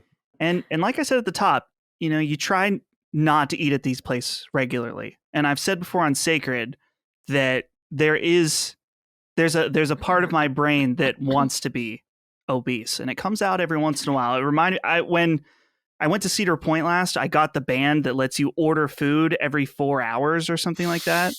And I specifically gamed it out that I could get. I didn't eat Chick-fil-A 3 times in a day. Maybe I did the one day though. I think I did get it for lunch and then dinner. And then I gamed it out so that I could get it on the way out of the park too. Cause I thought, I paid for this. This is what I'm doing. I don't want any shitty park food. They got a Chick-fil-A. So every once in a while, that part can come out. And yeah, this was a fun topic. I don't know if anyone has any final thoughts, but No, I'm good. I'm fat in mind and spirit. Yes. And I have the soul of a fat man. oh my God. Yes. I would eat. So if I really feel like Olympic or whatever is kind of the first step, that medicine that's being used to Ozempic. Ozempic, I'm sorry, is the meds that is being used for people to like lose weight. And it appears to like really be working. And I think that's probably the first step in just being in a situation where you can maybe eat worse or better or more rather than you would otherwise and get away with it maybe a little bit better in the future. But I really temper myself as much as possible because I will become fat, and I just don't want to be, like to each his own, but I don't want to become any heavier because I'm afraid of the health effects and all of the rest. And we're living an uphill battle in this era as it is with all the different health things that we're dealing with. So it's just something I try to like be mindful of, because I definitely have the mind and spirit of a fat person. No doubt. But so delicious. Dust, can I just offer a parting shot that's going to hurt you, but I'm just going to be honest. Oh, And again, I changed my lamenting mind. Burger King's demise. Mm. Burger King's chicken sandwich, the undersung hero of all the fast food items. I love Burger King's The long chicken one? sandwich. Yeah, the long one. Yeah, my the long mom is sandwich. obsessed with that. So good. They're so Yeah, good. Dude, they're so good. And I would take that over Chick-fil-A any day of the week. And again, I think it might be, in all fairness, Chick-fil-A is better. You got the pickle, it's fresher. I understand. It's the frequency. You just don't get the Burger King one a lot. So it's still, it has its charm. That was when I went to the Good Burger King those couple of years I lived in New Hampshire. That was what I used to get. And I learned the whole trick of getting it with cheese, which is really, really good. Oh. Yeah. I don't know if I like that. Yeah, I like it. I personally do. Yeah. And I love the bread. The bread's always doughy and soft. Oh, it's really Good good. The stuff. bread, incredible sesame seeds on top. Yes. Good shit. Michael, let's go to you for the next topic. All right, this is going to be a fun one, because what I wanted to do for everybody was get your birthday info and all that. And we are going to check and see if our horoscope charts are actually accurate to our personalities. Now, I'm going to preface this. I don't want 100 dude bros in the comments telling me it's stupid and it's fake. I know that. It is stupid and it is fake How and it's dare just for fun. So you can put your dick away. All right. I don't want to hear it. Impossible. I already know. So we're going to get into this first. A little overview on what horoscopes are. Everybody, what I did was I chose your 3 main signs, and we're going to work with those. your sun sign, that's the one most people know. If you say like, I'm a Virgo, I'm a Leo, that's the one most people know based off your birthday. And your sun sign represents your ego and your motivations. The less common ones, your moon sign, that governs your emotional nature, your inward person. And then your rising sign, that's the image that you present to the world. So how people perceive you when they first meet you, for example. So we're going to get into these. I'm going to start out with Dagan's. So Dagan, your sun sign, you are a Sagittarius. You're described as restless, cheerful, friendly, and generally on the go. Right off the bat, how's that sound?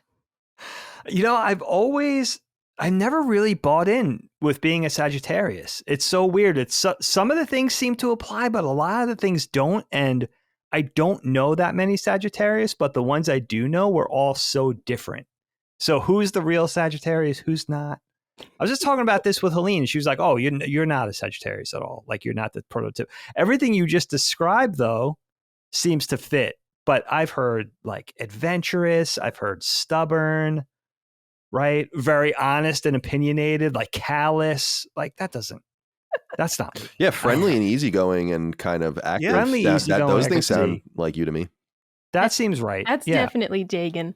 Getting a little more into it. That's so Dagan. Sagittarians are known to have blind faith in others and the world at large. Their optimism is infectious, but can get them into trouble. They are curious and love to learn. Although easygoing, Sagittarius is a fire sign and can be quick-tempered, but they're usually quick to forget as well. Sagittarians need quick victories, or else they simply move on to their next venture. Sticking to something may not be their forte, and they can seem irresponsible as a result. Do any of those things either stick out to you as very untrue or like right on the nose? No, this seems pretty on the money. I've never heard me gel with Sagittarius that much. First of all, I'm thinking of Miss Cleo. Call me now. Call me now. Oh, she was awesome. God bless. She was the best. Yeah, no, this is the first time I've ever like, oh, all right, I could kind of see. I feel like a Sagittarius. By the way, I didn't know Sagittarius has 2 T's. I never knew. I don't think I ever knew that. Oh yeah, no, this was a struggle for me to spell it. I'm pretty sure I spelled it wrong. Can we see if I can spell it out off the document. top of my head? Let me see if I'm. All right. Sagittarius. Yes, that's right. Smarty I pants. don't know anything about the Sagittarius sign. He's such a Libra. Oh, we'll get there. So this sounds accurate to you, Dave? That sounds about right. Yeah.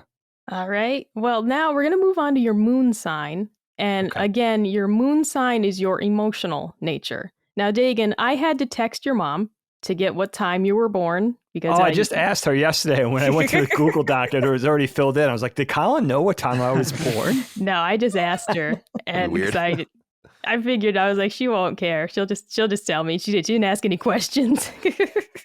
Oh, she didn't even ask. Yeah, why. because there's a funny. And I told her afterwards why. There's a funny meme that I think Micah sent me, or that we saw once, where it was like just a text message of a person to their mom, right?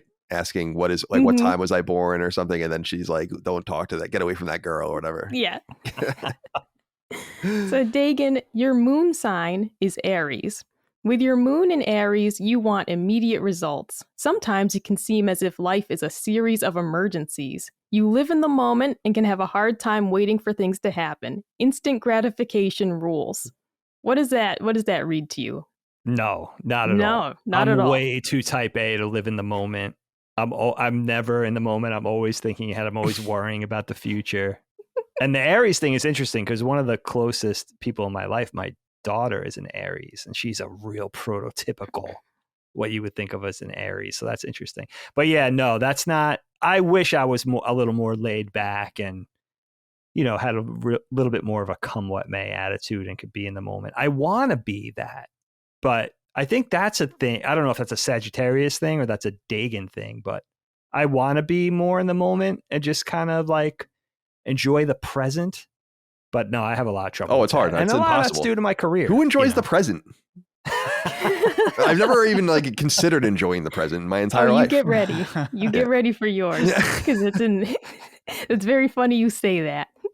But speaking more about Dagan, Aries is a very defensive position of the moon. You often take things very personally, and you deal with problems by facing them right away so that you can get on with other things. Your flare-ups typically end almost as quickly as they started. A very strong characteristic of this moon sign is that you don't like to dwell.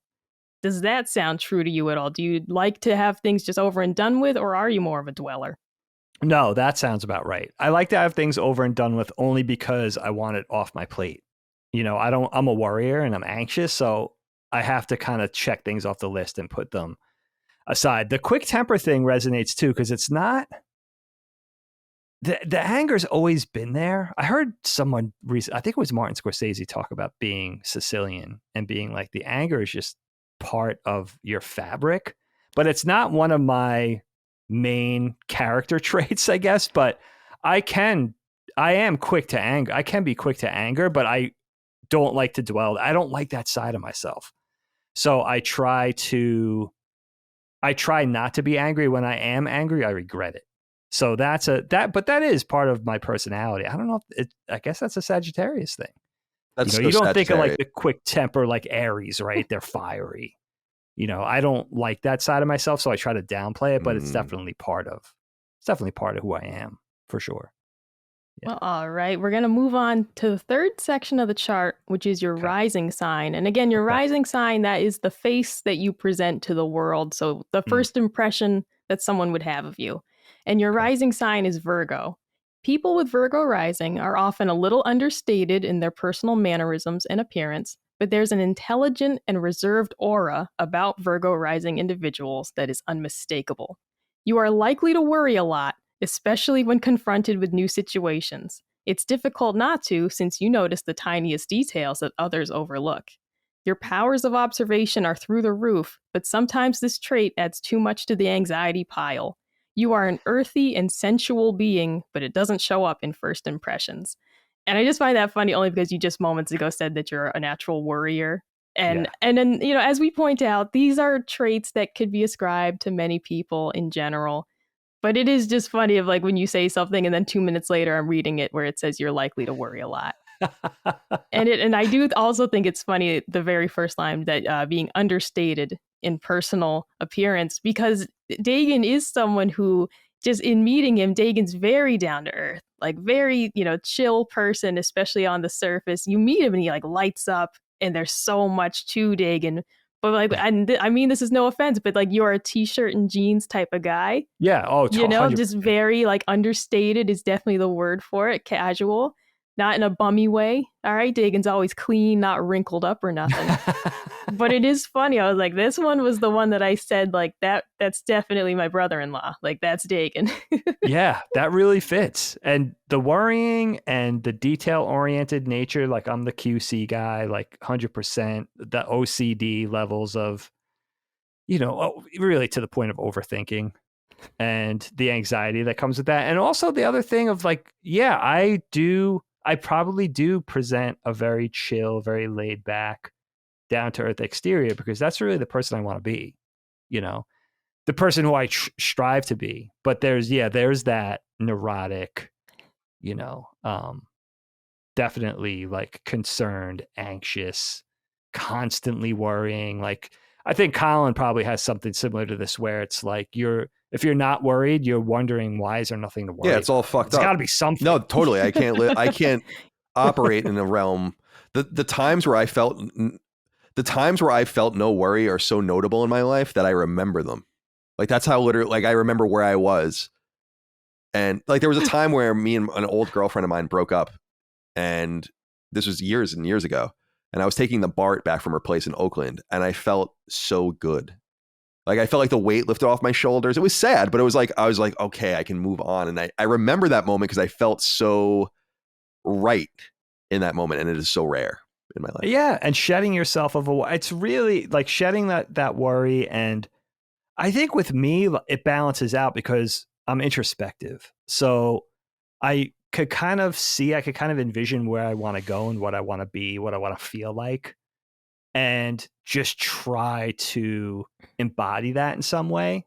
But it kind of goes against my fabric a little bit because I have that Larry David, very neurotic, constantly worried, everything is awkward type of thing. But because I don't like that side of myself, like the anger, I don't like that side of myself. So doesn't make me feel good. So I just try to, I think that's probably, maybe that's why I'm not a prototypical Sagittarius, because I'm striving to be, I don't know if it's a Virgo or whatever, a Libra, whatever it is. I'm trying to be something else, but it works for me.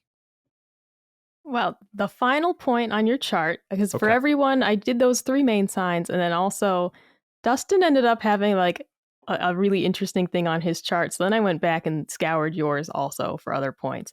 And the bonus point from your chart says, and this is word for word, you're inclined to believe in karma, and you generally try to do what you feel is right. Your ideas of right and wrong are not rigid, however, as you believe there is a backstory to every person and situation. And I like laughed so hard when I saw that, only because we just had the karma conversation a couple weeks ago. And as soon as I saw that, I was just like cackling. And it's like, of course, that had to be right on Dagan's. I love that. And I could be opinionated. I could be as opinionated as the next guy, but I hope I'm empathetic. Like I try to envision like, all right, what's somebody's story? Even if someone's driving like an asshole, right? And I'm on the road with them, sharing the road with them. I'm like, all right, maybe something happened to this dude that found out his mom got cancer. He just found out his mom, whatever, try to be empathetic, try to look at things outside of your own perspective and stuff like that. So I do, but that buffers the anger, that buffers the opinionated nature that, just again, trying to be decent.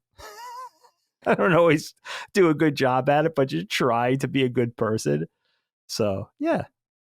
Oh, that's what it's all about. You've reminded me of my favorite episode ever of Cops, in which a man got pulled over and the officer was like, "Why were you speeding?" He's like, "I was going to eat spaghetti." And the guy was just so excited to get home to his spaghetti dinner, and he was flying doing like 90 down the road. We're going to move on next to Colin. Oh. So Colin, you know this. Your sun sign is a Libra. Libras are thought to be sociable, intellectual souls. They have an almost innocent way about them that makes them very approachable. Generally quite eager to cooperate, Libras spend a lot of their time trying not to rock the boat. In theory, Libras are peace-loving. In practice, they can quietly stir up all sorts of trouble. How's that sound? It sounds somewhat right. I think a lot of people that listen to the show wouldn't know a lot of those things about me necessarily, but I am a very live and let live, easygoing person. Like out of all the people in our family, I am probably ranked near the bottom of the troublemaking or being annoyed at things or having problems thing chart. Like there's no doubt. I think Dagan and I are probably at the very bottom. Dad, Dagan, and me are like at the way bottom, and there's probably a massive distance. I do really feel that in my bones that above all other things, I want to be out of the way and agreeable. And I know that doesn't come off to everyone in our content, but in my world, that is definitely the way I am. I'm very polite to people. I am actually very approachable and sociable. I think that's why people there's this old man in our neighborhood that has taken a liking to me. We walk around the neighborhood all the time. We always run into him because he's always out in his yard putzing around. And I like it just because I feel like it means that I put out the vibe that or at least for some people that I'm trying to put out a vibe in my everyday life that's approachable and nice and friendly. But I think on my content, I am much more opinionated and strong-willed or whatever. But that's more of, I don't know if that's more of nature but that's more of a nurture thing. Frankly, that's more of like a Long Island, New York, Italian, matriarchal family, loud, boisterous. That's just kind of the reality I lived in. So I think it's a balance of both. So yeah, I could buy into that, but I've never really bought into me being much of a Libra, to be honest. Well, get ready. All right, because this is the part that I read and I was dying. Libras are known for comparing and thinking in relative terms instead of absolutes. This weekend is not just a good weekend, it's better than last weekend. This restaurant isn't a good restaurant, it's better than that other restaurant. As a Libra, you are always looking for the best way or the right way to live. And I have to say that that's totally Colin. And I point this out. This is though a man thing in general. That I just noticed this in every relationship. That men are just never happy with things. Like, yeah, this restaurant's good, but I liked the other one better. And it's like, but could you just say that the meal was good? Could you just say that this plate of food was good and not compare it to something else? Because you can compare it later. If I say, do you want to go back to that restaurant? You could say, oh, I like the other place more, but like in the moment. And it's something that men do in general, but it's something Colin certainly does. It was like, I don't like this episode as much as the last episode, and just several things like that. And I just was like laughing so hard when I got to this section, only because it's just very Colin. But how do you feel about that, my dear? Yeah, I think that I'm very exacting in some way, where maybe it's the critic in me and just doing criticism so much, but I don't even think it's that. It's just I'm not experimental. When I like something, I want to do it again. When I think something's good, I want it to eat it or drink it again. When I find a restaurant that I like, it's a massive risk to go to a restaurant that I don't know, because that's an opportunity cost.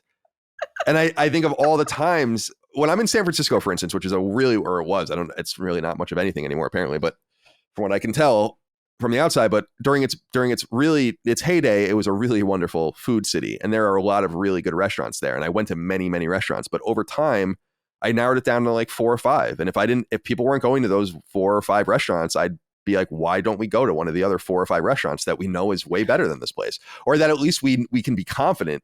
So that's always been my approach with things. And that's why there's a restaurant, specifically Nopa in San Francisco, that I am in love with. I used to eat at Nopa so much that it was insane. And people be like, why do you keep going there? Why don't you want to try something else? I'm like, because I know it's really good. That's why I keep going there 100% of the time. So that's just the way I am. Yeah. I wrote this note myself, so I wouldn't forget that. I wrote, Colin wants to eat his favorite foods only and does not want to settle for foods that he likes but doesn't love. And that was something we kind of fell into. We had to compromise a bit with dinner. I cook dinner, 6 nights a week on average, More sometimes than that, like say. 7. And so the thing, though, was that Colin genuinely wants to eat like the same 4 foods. And I just can't do it. And we had to compromise that dinner isn't always your favorite food. Dinner will also be foods you like. Mm-hmm. So like you might, meatloaf might not be your favorite, but you do like it a lot. Mm-hmm. Like, I'm never going to make something Colin doesn't like. I'm never going to say you have to eat liver and onions, but you do like this food. It's just not your favorite food. And we kind of had to compromise on that, because I realized, I was like, we're just rolling through the same 4 foods. And I was getting so sick of it. No, Colin doesn't have that switch in his brain that gets sick of things. I have that with some foods. I never get sick of peanut butter. Like, I would never turn down a peanut butter anything. But Colin just has that to a degree. Like, he never gets sick of anything. Like, I think I really could make breaded chicken thighs every single day for the next year, and Colin would just be like, oh, chicken thighs sick, and just be totally fine with it. Yeah, it's usually my answer when I hear that you're making one of those things. It's true. I like my breaded meats, my pork chops, and burgers and hot dogs and all these kinds of things. I just love eating those things. I think that, again, this is an opportunity cost thing that's become more heightened. Like, you never knew the old me where I would eat a little more normally. But since I've self-limited myself to really eating 1 meal a day, I feel like there's such an opportunity cost to not eat the thing that's maximal at that time, because I might have to go 2 or 3 days without eating something I really want to eat, while a normal person might, eat or graze throughout the day or eat a few meals like you're normally supposed to do. And so you have more options, and then it doesn't feel quite as catastrophic, because you're eating the dinner that you like but you don't love, and then the next you're like, oh, I'll have a fucking really great breakfast the next day. It's like, no, I have to wait until the next dinner to get back to what I might like. So that's the reason. But I appreciate what you're saying. I wasn't always like this, though, I must admit.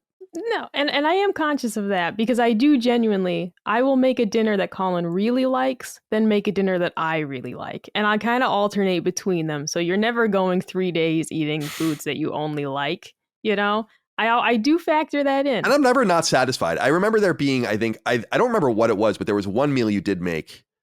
And this is a compliment, because you cook so much. But there was one meal where I was like, I wasn't really into this at all. You did not like the stir fry. Right, that's what it was. And you were not a fan. And I like stir fries. It was like one of the ingredients I just didn't like. I don't know what it was. But that's a compliment to you, just because you do cook a lot of different things, and I eat all of it. So I think that's healthy. Holly and I, when we're because I'll sometimes cook and she'll sometimes cook, we review the food we make, and we're very critical about it, because we want to make better food. So we're like, this was good, but don't do this again next time, because this part of it wasn't very good. And that's, if you can deal with that level of criticism. I think that's a totally healthy thing. Yeah, I think Micah knows she's great. She knows what I like, so she delivers really awesome meals. But she understands that I'll be honest if there's something off. But there's almost never. I can't even really think of many times, because I do, to that point, you don't want to fake like something so it comes again. Like that's why I felt there was a part of me with the stir fry or whatever it was where I no doubt felt, should I just keep this to myself and just be like, oh yeah, it's good. But no, you really can't do that, because you can't, because there was that guy on Reddit who, like, on his deathbed finally told his wife that he hated white meat chicken, but she always saved the breast for him because she thought it was his favorite piece of chicken. Oh my God. And so for like 40 years, he's eating like the That's fried so chicken sad. breast, and he wanted the thighs, and he finally was just like, I hated the white meat chicken. That's so romantic. Yeah, that is romantic though, to like not want to hurt your wife's feelings. But But yeah, you I think it's can't- important to just be honest so that we don't do it. have like 4 stir fries down the road. I'm like, I can't fucking stand this shit. Throw it against the wall. Well, the last point on being a Libra says you live in your head more than most people, and you aim to take action. It's true that you can be a procrastinator, but ultimately you are moved to get things done. You seek to do so with tact, grace, and consideration for others. And that's totally Colin. We talk about how considerate you are, almost to a fault. So that for me was like, that's Colin. Yeah, Absolutely. I'm too considerate to people in my life sometimes, especially companies and people that worked on the house and other things that are just I'm the kind of person that will be used and kind of sold a false bill of sale because I just believe everyone has the right intention or tells the truth. And I learned, not that anyone like really fucked up totally with the house, but like with our pool people and everything, it's like, and others that have worked, it's like there are people out there that don't give a fuck. And you gotta kind of stand firm, but I believe in the innate goodness of people, and I don't want to be the reason that we have a weird interaction. So that often allows me to get rolled, but once I get rolled, I have a bad temper about things. And because I do live my life by a certain set of what I feel like are very consistent rules, and only I know the game basically that I'm playing. And when someone steps outside of the rules of my game, I get mad at them. That's most of the time, Larry I think David that- in you. What'd you say? That's the Larry David. Exactly. So it's like, I understand that not everyone deals with the parameters, but I do think I'm a thoughtful person, and I do work really hard, and I do remain a consistent hard worker. I've explained this many times, but it's not the deep hours that we're working. I was remarking to Micah actually that I keep saying where I feel really busy lately, because I'm usually not mega busy where I don't have any free time during a day where I can't work out. But there have been times where I'm like, damn, it's dinner time. I don't even know what happened, because I have a bunch of work that's spread out. I work every day of the week. I don't take days off, but I'm not working 8 hours a day. Sometimes I'm working 1 or 2 hours a day. Sometimes I'm working 5 hours a day, whatever the case might be. And so I do try to keep things going. I do procrastinate a little bit, but I think having a schedule keeps me honest. And the only thing that will make my anxiety worse than it already is not doing what I need to do. That's literally the only thing I can do to myself to make it even worse. So that's what semblance of control I have, and I think it keeps me driven. Well, we're going to move on to your moon sign, which is your emotional nature. Your moon sign is Gemini. You are pleasant, witty, and charming. You remain youthful and fun throughout life. People with moon in Gemini are always interesting people. They have a finger in every pie and are curious to a fault and are usually well informed. I had to include that line because I laughed out loud when I saw that. And I think that's pretty on point. That curious to a fault, well informed, finger in all the pies. Colin, what do you feel? Yeah, I think that's true. I've always considered, I'm not a polymath because I have no talent in the things that I'm interested in, but I consider myself a Renaissance man. I do. Like not in like the Enlightenment Thomas Jefferson or Edmund Burke style, but like, but I think that I am interested in and am good at a variety of different things. I often undersell that about myself because I like being self-deprecating and I like making fun of myself. And I'm not good with my hands. I'm not like good at that, but I'm actually like, we talk about this sometimes. I'm actually really naturally athletic still to this day.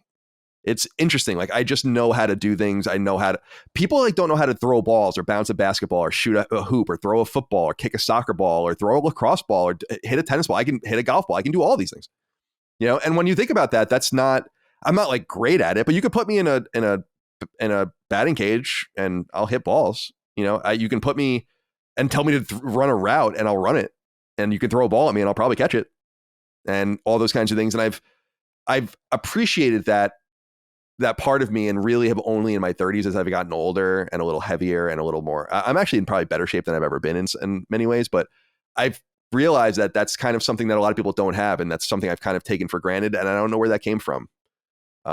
So I am interested in a lot of different things, and intellectually, athletically, whatever the case might be. But I also like underlining the things I cannot do and do not do. And I think I'm very extreme in those ways. I don't do math. I don't do deep science or anything like that. But I like reading about science. I like reading about math. I like reading about the history of these things and all of the rest. So the practical application of skill is not where I'm really at. But knowing things and being able to do a variety of things and kind of being capable and able, I think, is an understated part of me that I actually don't really explore very much because I don't have to, you know. Well, the next point about your moon in Gemini, nervousness and worry are common traits with this lunar position. An underlying restlessness is characteristic, and you seem to need more stimulation than others. You're likely to read a lot, talk a lot, and think a lot. You may be more adept at handling the intellectual needs of others than emotional ones.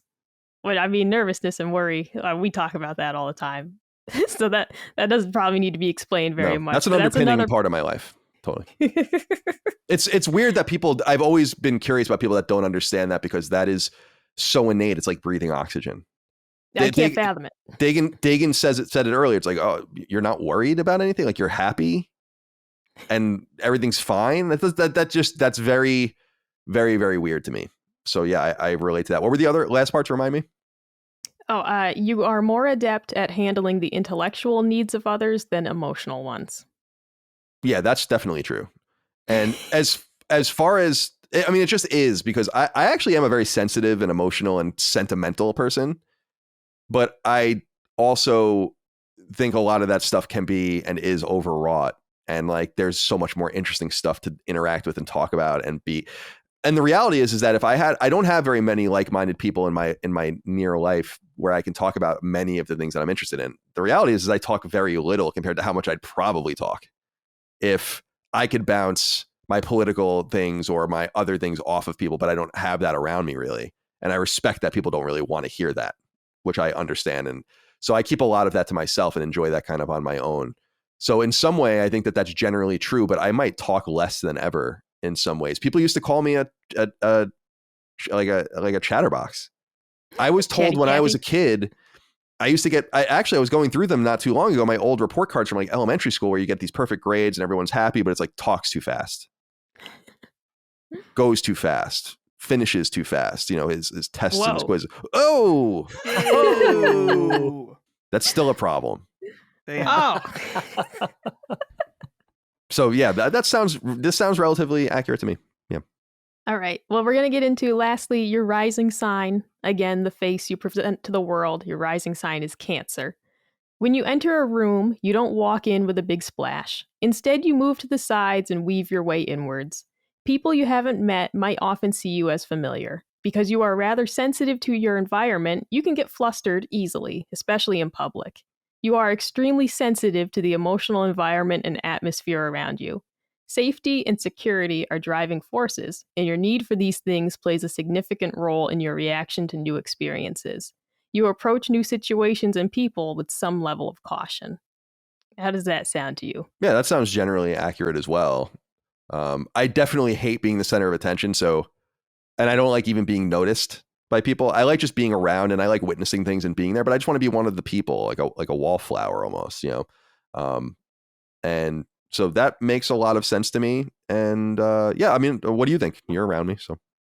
Yeah, no, I think that's definitely pretty true to you in some aspects. I wouldn't say you get flustered easily, no, that's especially not, in public. That's not true. That's not like true at all. You're very good at keeping your cool in situations that are uncomfortable in public. Like that's something that you're definitely good at. That's because I Being don't want more sensitive. awkwardness or stress in my life, by the way. That's all. It's just a math equation. Being sensitive to like the environment around you, that's definitely true, but that's also I think true of most people. I think most people are going to pick up on it if someone in the house is like, angry, depressed, whatever. I think most people, you'd have to be made out of stone to not notice like, hey, my family's really sad. I wonder what's up, So I think that's true, but I also think that's pretty general for most people.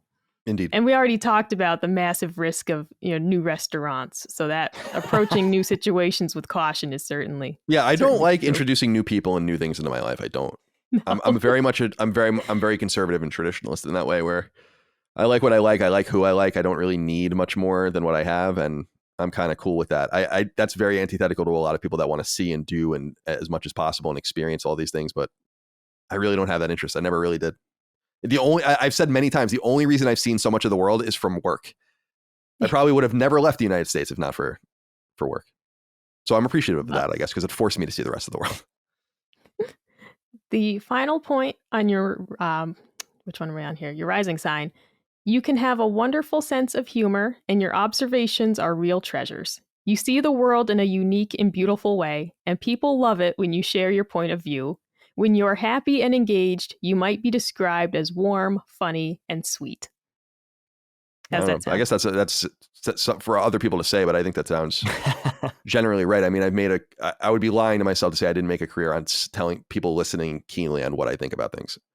I don't know why anyone gives a shit. Perfect. It's what would you say? I'm sorry. I didn't hear you. I said that this one felt perfect. It's literally your living. I mean, to say people love it when you share your point of view, it's literally your job. It's just very strange because I never really think about it very literally. And I think a lot of content creators like podcasters and stuff probably feel the same way, but I wouldn't know for sure. But I never really think about the why. Because it's almost unthinkable. It like breaks everything down. You don't really, because I don't understand why people care about what I have to say. I just do it because I like doing it, but I do it because, and it's almost like a cycle. It's just like, well, people expect it. And so you do it and people like it. And so you do it. And I feel the same way about the people that I'm interested in that I listen to on podcasts and on YouTube shows and stuff. There's a special something that those people have as well. So yeah, I appreciate if people feel that way about me. Well, they certainly do. The bonus item from your chart is that you like sea cruises and you have brilliant ideas that seem to come from nowhere. I don't know about that. Yeah, no, you hate sea cruises. Yeah. That's the one vacation you've said you would never ever do. No, I would never ever go on a cruise. Or Never. maybe you'd like it. According to your chart, you love sea cruises. Yeah. So maybe we should try it. No, I don't think so. Well, maybe. I mean, you never know. That can be sold on anything. I'm open-minded. Yeah. Dustin, my boy.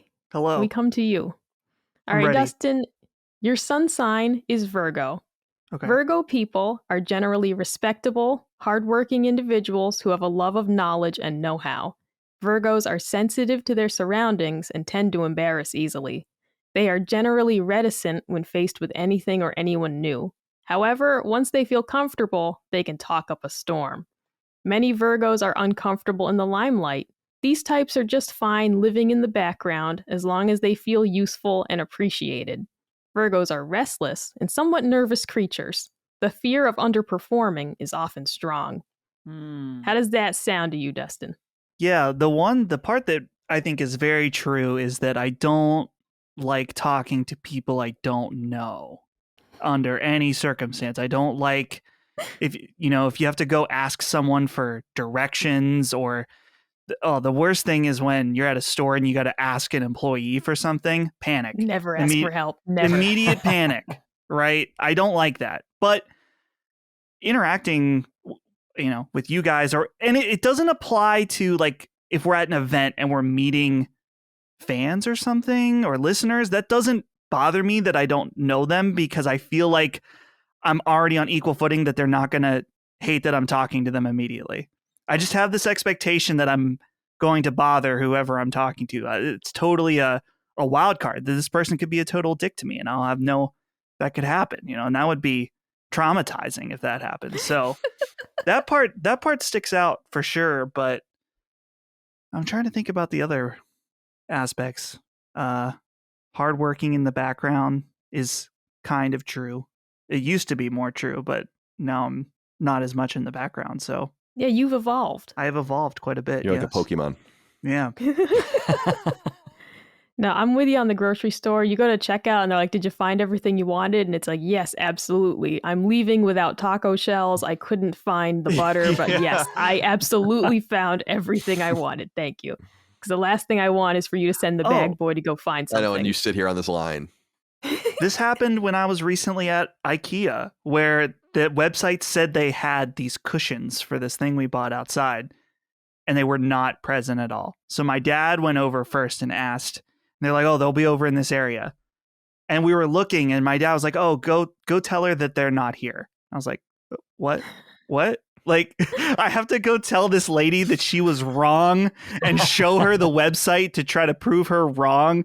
I think I'm trying to remember. I think I got out of it a little bit because I was like, well, let's look over here. And then we did. And then we just walked over together. And then my dad it's nice because my mom and I are the exact same way. And my dad is the total opposite, where he'll go talk to anybody for any reason, whatever. He doesn't feel, my dad has no shame in the best way, and also just almost to a fault where he just doesn't care.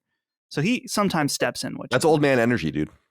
That It's is good. I was going to say, Travis, I bet if you talk to him, it was kind of building a head of steam, right? Mhm. Like you get to the point, and I'm the oldest by far here. So I could say I honestly outgrew that. You get to a point where you do it enough times or suffered enough times where you're just like, I don't give a shit anymore. Yeah, totally. And you do it respectfully. You're polite, Sure. but you feel like you have to do what you have to do, and you sort of just put that part you outgrow that part of yourself. I bet Travis was the same way. Maybe. Yeah. I don't know. Yeah. So what's up next? Let's move on to your moon sign, Moon. your emotional nature.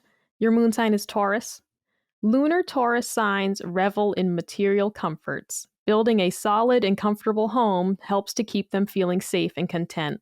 Taurus is a practical earth sign. They rarely make a move without first determining that it is safe and that there's something in it for them. Not always a natural leader, but often happy with a simpler existence. Very successful as the right hand.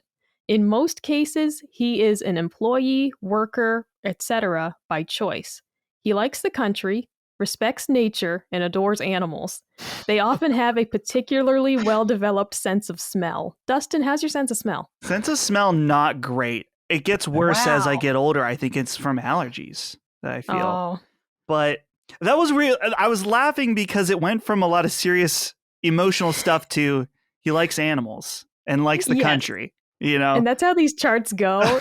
So yeah, this one started out, you like material comforts and building a solid, comfortable home. Does that That's ring true. true for you? Yes, absolutely. In fact, as I get older, I care so much more about comfort in general. And this was something we talked about recently on Sacred Symbols about my problem with pillows, and that Colin and I share in this, and that never satisfied with any pillows. I always Yeah, feel like I could totally. be more comfortable. My couch right now is the couch we bought when we moved into this house. It was very cheap because we spent so much money on the move that it's from Big Lots. It fucking sucks. And I think about it every time I sit down. I hate this couch. I hate this couch. And Dude, just I need to had go- I had that experience in Yeah. Santa Monica where I bought a cheap couch from whatever Yeah. like Was warehouse, Ashley. and I literally 2 weeks I was like, you got to get this thing the fuck out of here. I went and bought a custom made couch because Yeah. which I abandoned when I left LA because I was like, I can't have this uncomfortable piece of shit couch in my house. Can't do it. Yeah. Take it away. My problem is that just I don't know if is it laziness, where the thought of going out and trying to figure out what couch to buy is very stressful to me, Oh, because definitely. and I think that maybe that ties into another part that you read, but I don't remember exactly, is that for me, everything is very calculated when it comes to spending money and investments. For like, if I think that I might want to buy something, like let's say my MacBook over here, I probably watched about 4 to 5 hours worth of YouTube videos about it before I bought it. I researched and knew every single thing about it, and then probably thought about it for 2 weeks before I pulled the trigger or something like that. Anything like that, I will know everything about, not everything, but any kind of big investment, I will know pretty much everything there is to know before I do it. And it probably is in some ways a good use of time, in that very rarely waste my money on a big purchase. But other times it's like, man, just you already know. Like, just fucking buy it. I've caught myself a few times where I've really thought about a $2 or $3 purchase at the store, and I've stood there and thought about something for a while, and I'm like, you fucking idiot. Your time is worth more than the $2. Just get it. So very deliberate. But I can in that relate way. to that. Yeah. Because right now, for example, I want to buy a smoker. I already know which one I want. I have the money for it. My parents gifted us the money for it as our wedding present. So I already know which one I want. I have the money. I just can't. I'm just not ready to buy it yet, though. And like, I keep telling myself to shop around. You want to get the best price. Well, I already did that, and I already know where the best price is. But I still just hesitate to pull the trigger. And I'm still watching YouTube videos about it. I'm still going on the Reddit because I just have this part of me that is like, you're gonna make the wrong choice. You're gonna regret it. But it's like I've already done the research. I've already made the choice. Yeah. The answer is to just do it. But I'm with you on that, Dustin. And at a certain point, I realize I've just wasted a bunch of time. But yeah, oh well. Better to do that than to make a decision that you later regret. And then you're informed once you get started, because when you do get that smoker, you'll know exactly how to use it. Oh hell yeah! So, oh no, we're ready. We're ready. You know what? We got to do it. We're gonna order it. We're gonna do it this weekend. Dustin, your rising sign, so the face you put out to the world, is a Scorpio. Scorpio ascendant people have a lot of presence. There is something about them that tells the world that they are not to be pushed around. Their manner commands respect, and in some cases, fear. Yeah, that's not, no, absolutely not. If you can put the opposite of that, then that would be true. But Scorpio rising people can be quiet or loud, but they always seem powerful and determined. Scorpio rising people value their privacy so much it can border on paranoia. That made me think of, was it you that like there were kids? Did they like fart at your Ring doorbell or something? Oh no, I like that. That was a good prank. No, there's kids that were hanging out by my car that I hit the panic button so they would get away. But yeah. It also says, you have a strong need to control your environment and you're an expert at strategy. Scorpio rising natives are drawn to down-to-earth, natural partners. Reliability in their partner is very important. How does that sound to you? Yeah, I'm going to say most of that not the case. Though, I guess that this is what you're projecting to people. I've had many instances of people getting the wrong impression of me on first blush, in that I don't know if it's just a resting bitch face. Not a resting bitch face, but a resting angry face or something, where people are like, man, when I met you, I thought you didn't like me. Like, nah, I just was existing. That's just my face. That's just my face. So maybe there is some truth that I may look to, in certain cases, intimidating, not in the way that's like, I look tough, I look determined, but intimidating in that I shouldn't talk to him because I don't think he seems very nice. I've had that happen before. So maybe there's a tiny bit of truth, but overall, I'm going to say the other ones were a lot more accurate. Yeah, this saying that that Dustin commands respect and fear, certainly and respect. Fear. Whoa. All right. I wouldn't mess with Dustin, but when I got to the line where it said that Dustin commands fear, I did chuckle. I'm not sure about that. Yeah, that's a good one. And now Dustin's had a very interesting thing. Dustin's was the only one that had a prediction of the future.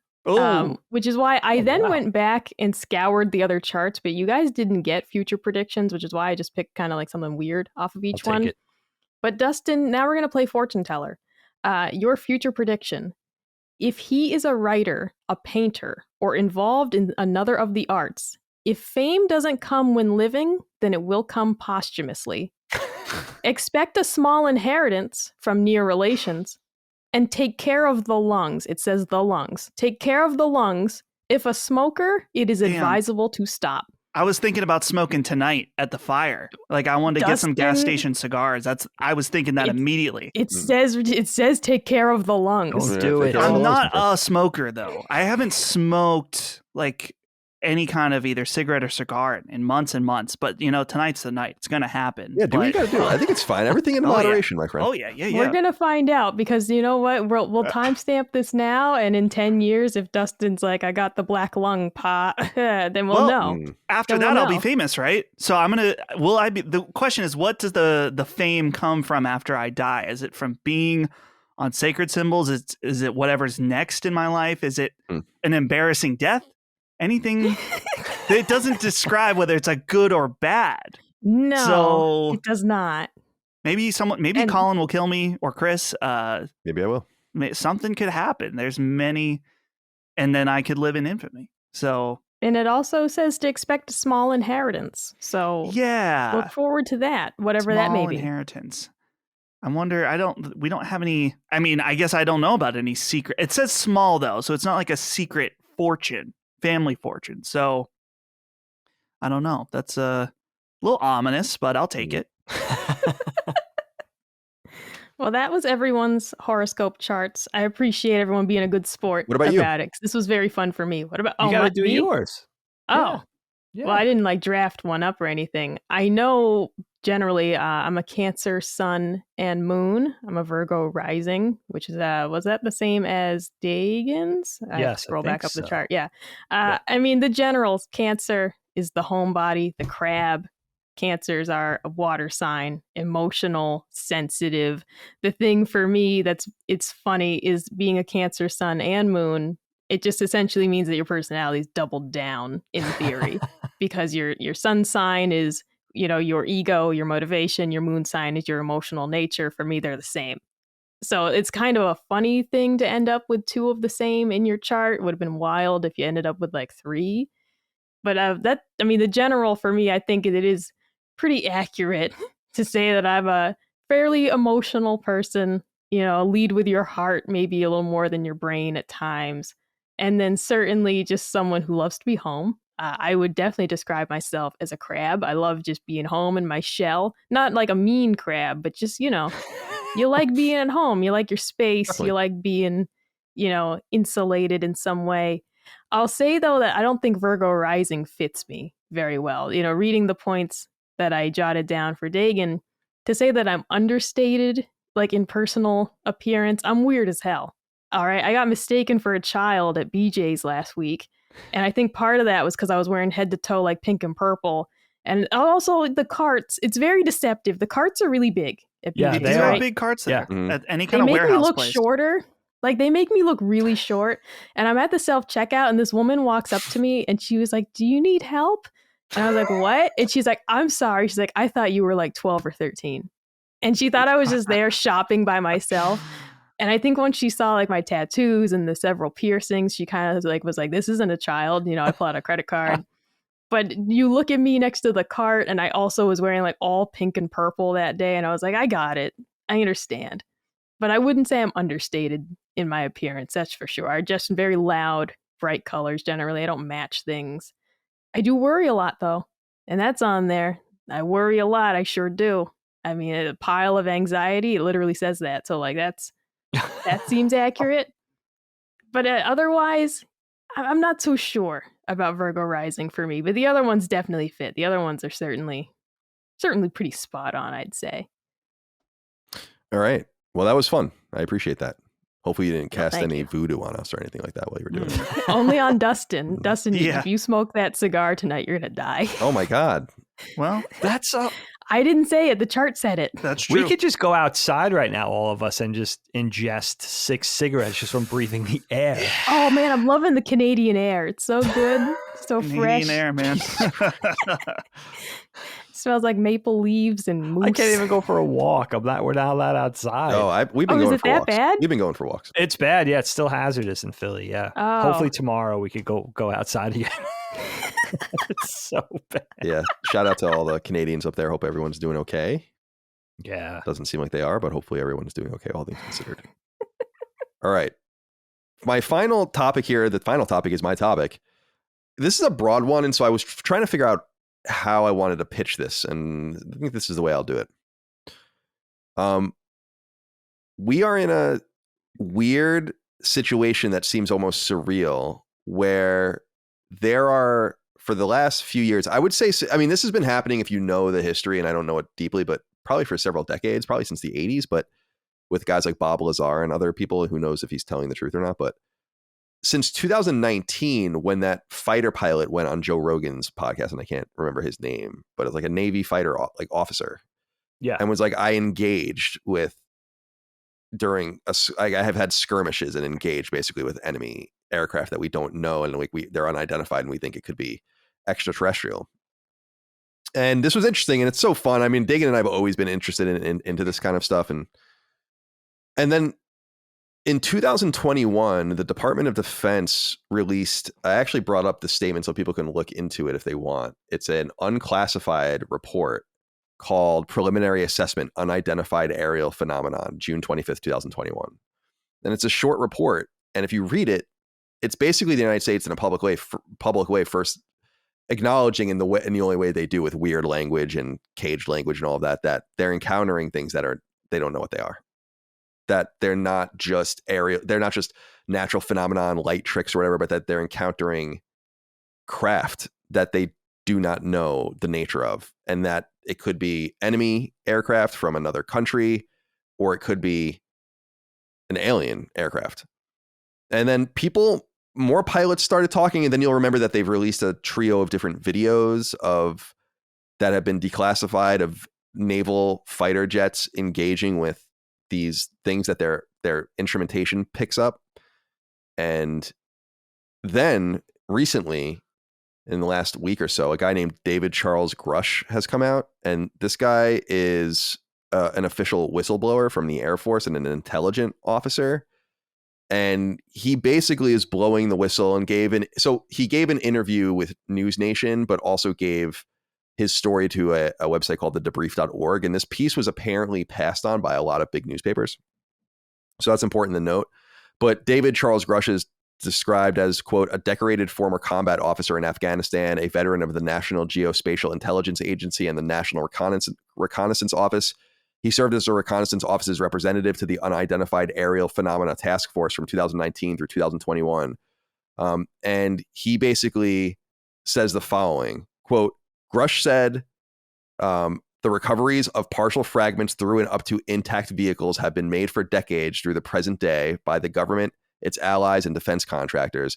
Analysis has determined that the objects retrieved are of exotic origin based on the vehicle morphologies and material science testing and the possession of unique atomic arrangements and radiological signatures. So people can go read about all of this. He gave an interview with News Nation that I listened to where he says that they even have the bodies of the pilots. So now we're getting into really crazy territory. I don't want to get into if it's true or not, what's going on here. You guys can talk about it however you'd like. I want to know but the question I wrote in my notes, and this is how I wanted to base it, was, how does this make you feel? Because in my opinion, and I was saying this to Micah just last night in bed when we were just laying there talking, where I was like, we could be weeks, months, years away from this being confirmed, that there's not only extraterrestrial life, not only is the extraterrestrial life intelligent, not only is the extraterrestrial life more intelligent than us, the extraterrestrial life has visited. And that's really fucking unsettling to me, but also really, really exciting. Shows the powerlessness of humanity, but also the wonder of the universe.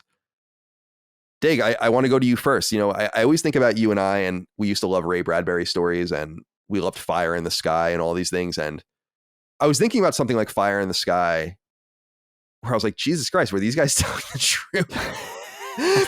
You never even really consider that it could be real. Of course it's fake.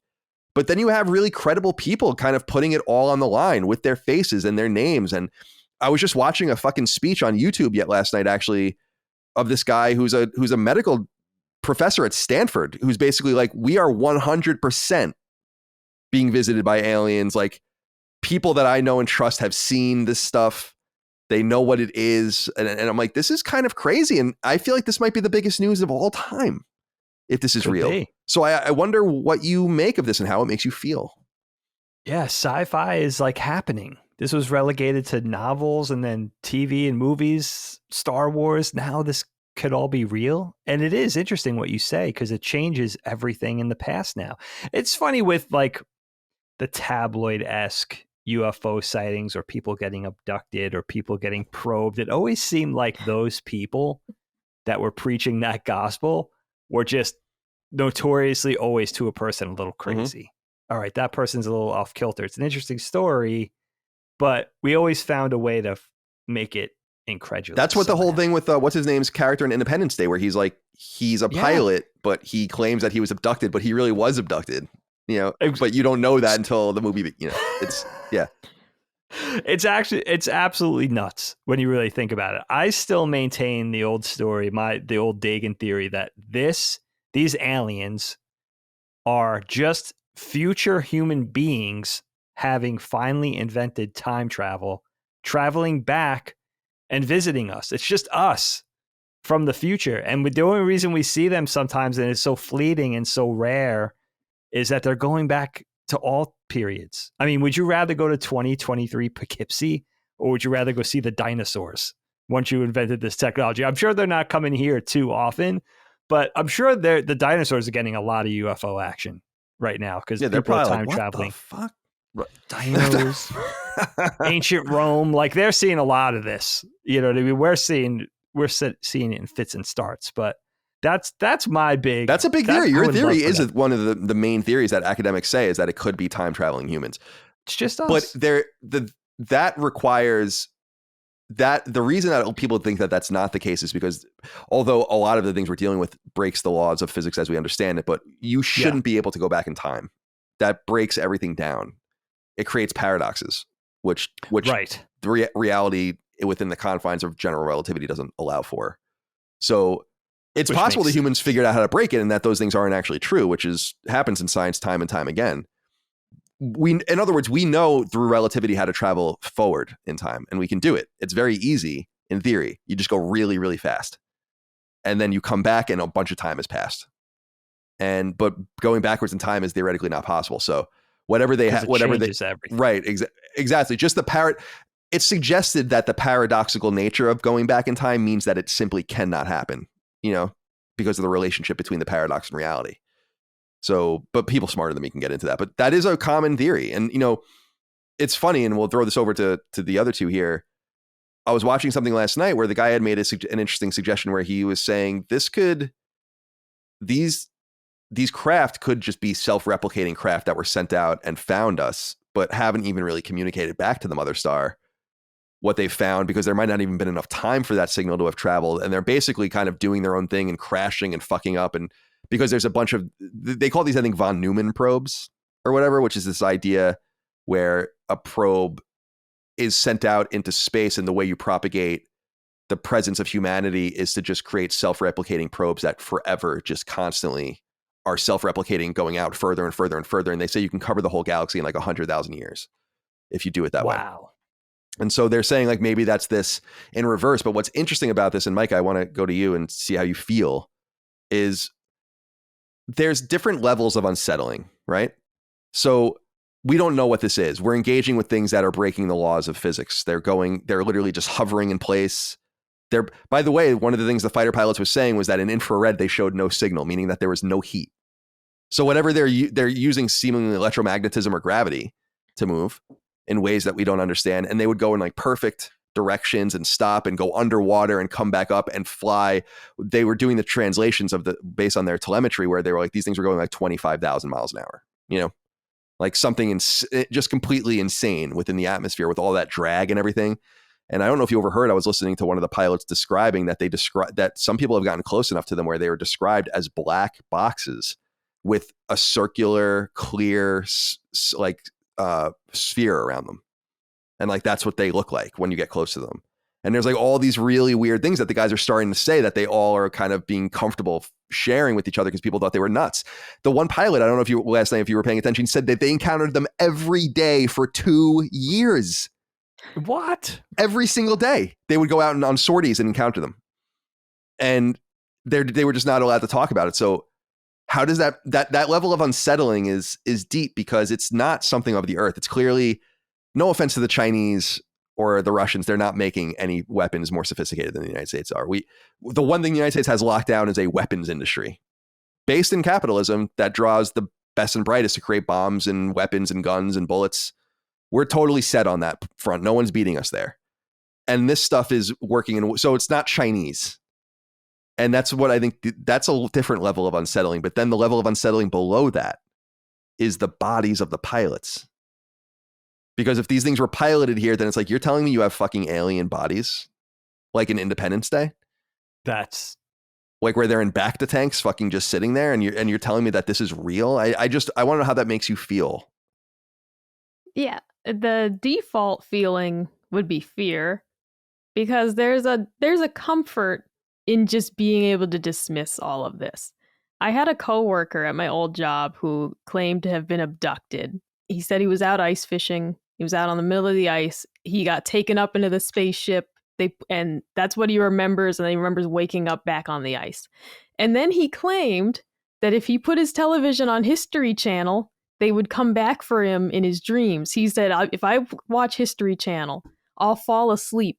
And the aliens, that's when they get me. And it's really comforting to just dismiss that as the ramblings of a crazy person. But then to put any sort of context on it that, well, maybe this guy has been implanted with some chip, and every time he turns to History Channel and he falls asleep, they activate the chip and bam, like the aliens are talking to him. It was much more comforting to just be like, that's crazy. And it still is. I still don't buy it that maintenance man was abducted by aliens. But it really is startling, is like the first emotion, to have people that, yeah, you would deem these people as credible, military professionals. All right. Now, I respect the military greatly. You got two different boxes, though. You have the box of, the ones that maybe got a little bit screwy. All right. Maybe the ones that ended up a little wacky after their service. And the other ones that are fine. So am I dealing with people that are all there? Am I dealing with someone that maybe got a little rattled in their service? I don't know. But I generally want to believe things that the military, professionals would say, servicemen and women, because I think they're typically a pretty serious bunch. I don't think they're really known for shenanigans. And they take their honor and their pride very seriously. I think that's a really important part of it too. Like, they wouldn't just say this stuff. Because people would be like, are you fucking crazy? Except for the whole fucking battalion or whatever saw it, Right. It makes you look crazy to just say this stuff. And I don't know what you'd get out of it other than like ridicule and, making your family look like a bunch of loons otherwise. So it is. It's like, I want to believe that these people are sincere, but that default emotion is that I don't want it to be real. I don't want to think of a possibility where I'm potentially living in the period of history where maybe aliens come and like it's genuinely not knowing what it could be. What are they? What would they do? So like for me, it's just fear, because these are things that like, if I actually kind of sunk into my imagination, like I am a very cautious, fearful, generally pessimistic person. I'm always looking for the worst thing that's going to happen. If I really kind of like hunkered down into that, I would never leave my house. I'd be the person who's too afraid of a car accident to ever drive again, too afraid of a plane crash to ever fly again. I don't let myself sink into that line of thinking, but it's there. So whenever I think of something such as aliens being real, that sort of baseline is I don't want to think about it, because my instant reaction is, well, that's bad. It's not a good thing at all. We don't want them. We don't want whatever's going to happen. They could be really friendly. We'd start a war with them because that's just what people do. It's more so I'm afraid of what humans would do. That's what humans do in Mass Effect. When they first run into don't they jump through a mass relay and run into the Turians? It's called the First Contact War. Like, humans have a bad reputation in Mass Effect because when they found the galactic community, they immediately attacked it, while everyone else had been. That's kind of what I'd expect. Yeah. Like, that really is part of the apprehension would be, yeah, aliens could be super cool and nice. And then we'd be like, how do we subjugate these beings? How do we steal their technology? How do we find them and get back to the hive and whatever? Like, I really feel like just people in power are so opportunistic and that they would immediately try and also just take advantage of whatever these creatures were and their technology. Well, So what do you guys think of that? What percentage would be ET and what percentage would be War of the Worlds? Oh man, I'm I'm sorry. going like 90%. If there's aliens, we're fighting them. That's like my gut feeling. I think that it's all about how the aliens present themselves and that they have to know how to present themselves. Like Independence Day deals with this in an interesting way with the helicopters when they go up and try to like, and then they just get shot down by the ships, which is really an awesome scene. But then that movie Arrival that I really like also That deals movie with it. fucking rules. That movie I was is just so thinking about it. That movie is So so good. good, and I think it's very, very. I mean, who knows what would happen, but it was so eerie because it seemed like what would happen. Where it's like, what are we? We're here. The implication is like we can crush you, obviously, and I think I think that that's implied, and I can't. We're dealing with strands of logic that we don't understand using science that we don't. So who knows what the fuck they think or what's going on if these things are real. But my assumption, I can't play out in my human mind why they would be hostile. In other words, first of all, if they're hostile, they could have just come and fucked us up already. Why would they even make themselves known? Independence Day is interesting because they're here, I think, to steal shit from us, like water and resources. But that doesn't even make any sense because they would be so advanced that they can go to different places and say, like, we can take this here and mix it together and make what we need, or make alloys and fucking create water out of hydrogen and oxygen and do whatever we need to do. Like, we don't need to go to fucking Earth and steal your water. So that kind of colonial instinct that we have on Earth, I don't think makes sense during interstellar contact, because like you've put so much energy and time into it, and the implication is like we are working on levels you can't comprehend clearly. And I think that's so interesting. So I think about what is happening? I'm hearing something in the background. What is that? Oh, sorry, it's my phone. I think it was my text. Oh, okay. I thought it was like yeah. something coming through on the audio. That was really weird. It didn't even sound like my phone. So yeah, what I'm saying is that I don't understand why they would come here hostily. The problem, I think, the interesting problem I have, and I'll throw it over to you, Dustin. One of the things I was thinking about, it's fun to, first of all, it's really awesome to listen to lectures about this, and I'll suggest some names people can go look up, like serious people that talk about this in a serious way about like what they seriously think is happening and what they seriously think the aliens are like and what the seriously think the implications are. It's fascinating. Guys from Stanford and all of these, Harvard and NASA and everything. But I don't think that they would come here to fuck things up. I think that they would be interested in us. But the problem is that we're in like one corner of the galaxy, literally, like in one of the arms, right? And then people think that that's one of the reasons why we've survived so long, or that why the planet kind of was able to find space and time in order for all of this to happen. And I know a lot of rare Earth hypothesis people think that, especially, but you imagine like another system somewhere else came and found us, but they probably know about other civilizations. And the interesting part about all of this is that they will let all of them know about us. And that's something that I think I heard someone talk about briefly in one of the things I was talking about, but how that's like the interesting kind of almost that's what happens in Mass Effect again. It's like we run into the Turians and we find that the Turians actually are part of a community of civilizations that have already found each other because they've all found these mass relays and jumped through them. So that it's not going to happen like that, but it's interesting to think that we might not only be on the boundary of confirming extraterrestrial life of intelligence, knowing we're here, but that we might find that we're really not alone. And I think that that's like the deepest level of unsettling. But Dustin, I wanted to go over to you. How does this make you feel, all of what we've been talking about so far? You and I touched on this briefly during Sacred Symbols yesterday, and I'm in line with Micah that I think the immediate thing is the fear of how people react.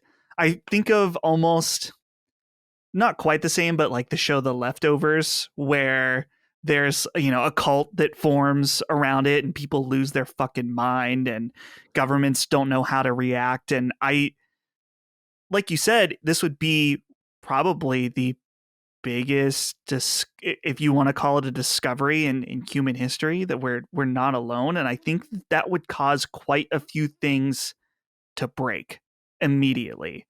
And so that the immediate thing is the fear of how we react initially. But I'm on the opposite side of you, Colin, in that, and this is, we've talked about on this show about how I view humans as, human as generally bad and evil, and that we're just kind of chained to comfort and convenience that keeps us from being evil. And so I feel like that's probably the way of the universe as well. I tend to think not that it would be in a literal sense like the theory, but there's the dark forest theory, which to my understanding, I probably won't be able to pitch it exactly right because I don't know a ton about it, but it's this idea that if there are aliens out there, then we really better hope they don't figure out that we're here. It's this idea that maybe if there are other aliens out there, they're keeping quiet for a reason because they don't want to be found by this one totally dominant civilization or alien or whatever that is keeping everyone, all the different planets at bay because they see anything that could potentially grow into a threat that you just take it out now. Right. Right. Because that would be like the most hyper logical thing to do. Right. Yeah. And that's kind of what we do. If you see a small bee's nest starting to form, then you're just going to take it out immediately. You're not going to let it get big and see if it wants to shake hands and do business with you. You just take it out immediately. And so that's kind of more along the lines of what I think is just that and this is totally, we're in deep speculation here, but let's say there are some aliens and there's these crafts, maybe they were trying to escape. And this is just where they could find to go. That's so interesting. It's so funny. Like things that seem very exciting and goosebump worthy, like science fiction, it's not so crazy. Like none of it seems so crazy anymore, but there are a few things I have to acknowledge, and I'll be interested to see if you guys have anything you want to add about this. The one thing, and Dagan and I kid about this all the time because it's hysterical, is the one thing you cannot avoid is why are they letting everyone talk about this? That's a big, big question. I would say that's the biggest question of all. Why are you so? Because it's important with this Grush guy that I described. The DOD signed off on his whistleblower status. They gave the green light for him to say whatever he wanted. So they knew he was going to say this stuff. And it's a reasonable question to ask, why are you doing this? And I think that it could be answered in a lot of different ways.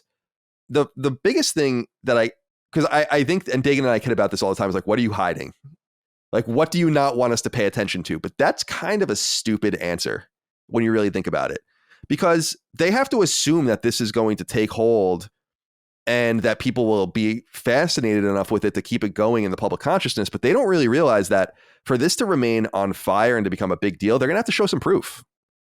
And they're going to have to either let more people talk, because it's important that the Grush guy himself says that his whistleblower status is based on, and this is important, I probably should have said this at the top, but his whistleblower status is based on him talking to people within the Department of the Defense, NASA, and all these people that have seen all of this stuff. So he's never seen it. And that's an important, so people are saying, like, why are you still allowing for people that, like, this guy is kind of you're not naming names yet. Like Bob Lazar tried to name names.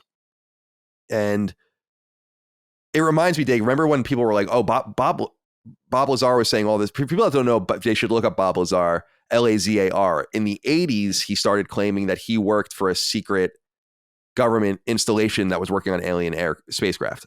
And he was actually working on them. Now, that doesn't maybe seem so fucking crazy anymore, although I don't know one way or the other if it is or not. But he was saying at the time, all these things, and they're like, oh, that Bob Lazar is a fucking crazy asshole, and he doesn't know anything, right? And he never worked at Los Alamos. And then remember, weird shit would happen where it's like, oh, here's a phone book from 1988 Los Alamos. Oh, there's Bob Lazar's name in it. Weird. Very fucking weird, isn't it? Things like that. And so you start kind of, Joe Rogan was the one that started kind of ticking that box, but Definitely. I want to know what you think of this. Like, do you think this is a psyop? The government's saying we have something so serious going on that we don't want you to pay attention to, that we're actually going to start talking about what could very well be a real UFO operation, that they're like, fine. We have extraterrestrial aircraft. We have no idea what the fuck's going on with these things. They can obviously crush us. We're trying to reverse engineer it. By the way, we reverse engineered A, B, C, D, and E off of it that you're using right now which I think would be especially interesting, and maybe the proof that they would So need. crazy. Things like people have long had theories about stuff like that, like GPS, lasers, things like that, where it's like microprocessors and silicon, all of those where it's like, where did this just come from? And some people have always thought, did it come from some skunk works from long ago that they're still reverse engineering because it's so sophisticated they don't know what they're doing. But I just think that that's not a sufficient explanation, and honestly, and I'm certainly a conspiracy theorist in some ways, but I don't think that's sufficient because it assumes that it's going to work, but it only works to the degree that they keep you enchanted, and they're going to have to show you more and more. And that's worth having that. If you're going to show me fucking evidence of extraterrestrial craft, I don't give a fuck what you're doing on the other side. You know, like you can go be as belligerent and commit crimes over here all you want. I don't care. Show me the evidence of the UFOs. That's a distraction almost worth having, in my opinion. You know, Absolutely. Unprecedented. I mean, as Dustin was saying, it's unprecedented. That knowledge, for humans to have that knowledge, is something that it's bigger than anything that's ever been a thing. I have a sick fascination. We were talking about this recently. I have a really sick fascination with, as Dustin was saying, seeing the human, the human population, people's reaction to having that kind of knowledge. I'm afraid of it, but I'm utterly fascinated with seeing how the globe reacts to having. Listen, I'm going to tell, for me, there's other life out there. It's just a matter of time before we find it out. For me, how can there not be? And I mean, yeah, we're at this stage now where it's really hard not to be suspicious because it's been decades of burying, hiding, disavowing, covering up, sweeping things under the rug, refusing to acknowledge, whatever. Now you have serious people, government, military, NASA officials, all kinds of experts going to bat for this thing, finally talking about it. It's in the public discourse now. There's a dialogue. And that just smacks to me of something where they have something or some things that are potentially extremely dangerous, where these things, if they fall into the wrong hands or something goes wrong with whatever they have, could wreak calamity. So they're getting on the end of, they're being on the upper end of saying, like, trying to be responsible. Like, look, we wanted to tell you about this before something terrible happens or something. Or is it, as you said, Kyle, it seems kind of silly, but is it a distraction as tensions ratchet up with China over Taiwan, or the Western world continues to, things get more tense even more tense between the Western world and Russia and, that sort of thing. But I think more so it's becoming, I really do think with mass media, especially the internet, there's probably some sort of, I don't know, the government acquiescing to saying, like, all right, it's time to get this thing out into the light and start to have some sort of conversation about it, because it's going to come out one way or the other. In other words, it's inevitable now. This knowledge is going to come to light. So we might as well get on the right side of history here and, sort of set this off, ignite this conversation, have this thing. But it's strange because to us, to our generations and older generations, this has never been a thing. It's always been a secret. It's always been guesswork. It's always been, sort of relegated to, theories or conspiracies or conjecturing. Now it's like real talk. And we have to ask ourselves why, because we're at that weird phase, which hopefully there's more light shed on things. We're at that weird phase where we're guessing, why now? Why are we having this conversation now? What do you have that you're trying to chip away at telling us? Strange, man. Well, as we wrap up, I'm going to go around the horn and I'm going to pitch a question to you, but I want to kind of set everything up to just kind of put us where we are and what we know from a high level view. The American government, the DoD, the military, NASA, and international bodies too are beginning to acknowledge for the first time that they're engaging with craft that they can't explain, and that it could be human, in like mega sophisticated human technologies. And there, by the way, some people are like, it doesn't have to be a nation that's doing this. This could be like a company that's fucking around too. But these things are so sophisticated and so expensive and so crazy that it just isn't. It just probably doesn't seem to be the case. But they're encountering these things both in the Atlantic Ocean and in the Pacific Ocean. It seems like they're using the oceans to hide, which is pretty clever, actually, that the crafts go in and out of the water. They fly many times faster than any terrestrial aircraft that we have. They maneuver unlike any terrestrial aircraft that we've ever seen, and they don't emit any infrared or heat at all. There are reports that they've been as close as 20 feet to them when they've been flying. And wow. have seen them, and that one of the pilots was saying that more than a dozen individual pilots described the same black box surrounded by a clear sphere. That's at least one of the things that they're encountering. So with all these things known, with the possible conspiracies and maybe alien bodies and all of these different things, and it should be worth noting that people are like, why is it only the United States? And these guys are saying it's not. It's that like the Soviets were balls deep in this shit, that the United States has been really deep into it. And there's a lot of courting about why are they interested in us, or why do they know we're here? And some people think it's radio signals that have been sent out that let people know that we're here. Nuclear bombs being detonated certainly set off indications that we are here, and all of those other things. But then there's also, if you read, a lot of like possible sightings from the past before technology, before the Industrial Revolution, that could be this as well. But knowing these things as we know them now, I guess I just want to go around the horn and see. And Dustin, we'll start with you. Are aliens amongst us right now? Are we on the verge of finding out that there's much more to this than we thought, and that all of the hullabaloo and all of the fake, this was fake and this is ridiculous and these people are crazy and all this is about to come to a head? So I think that all the stuff we've been talking about, specifically this new whistleblower, is the most compelling thing yet. But I think if you put a gun to my head and say, are there aliens? I'm going to say no. Mainly because I just don't think that a secret like this could be kept for this long in this type of context, seeing how sloppy the government can be, and especially if there are more governments involved than just ours. I just don't think, I think it would have got out by now. And I think that if there are so many instances of them being among us, particularly now where everyone has a high definition camera in their pocket, the fact that none of them have slipped, that also seems really unlikely to me.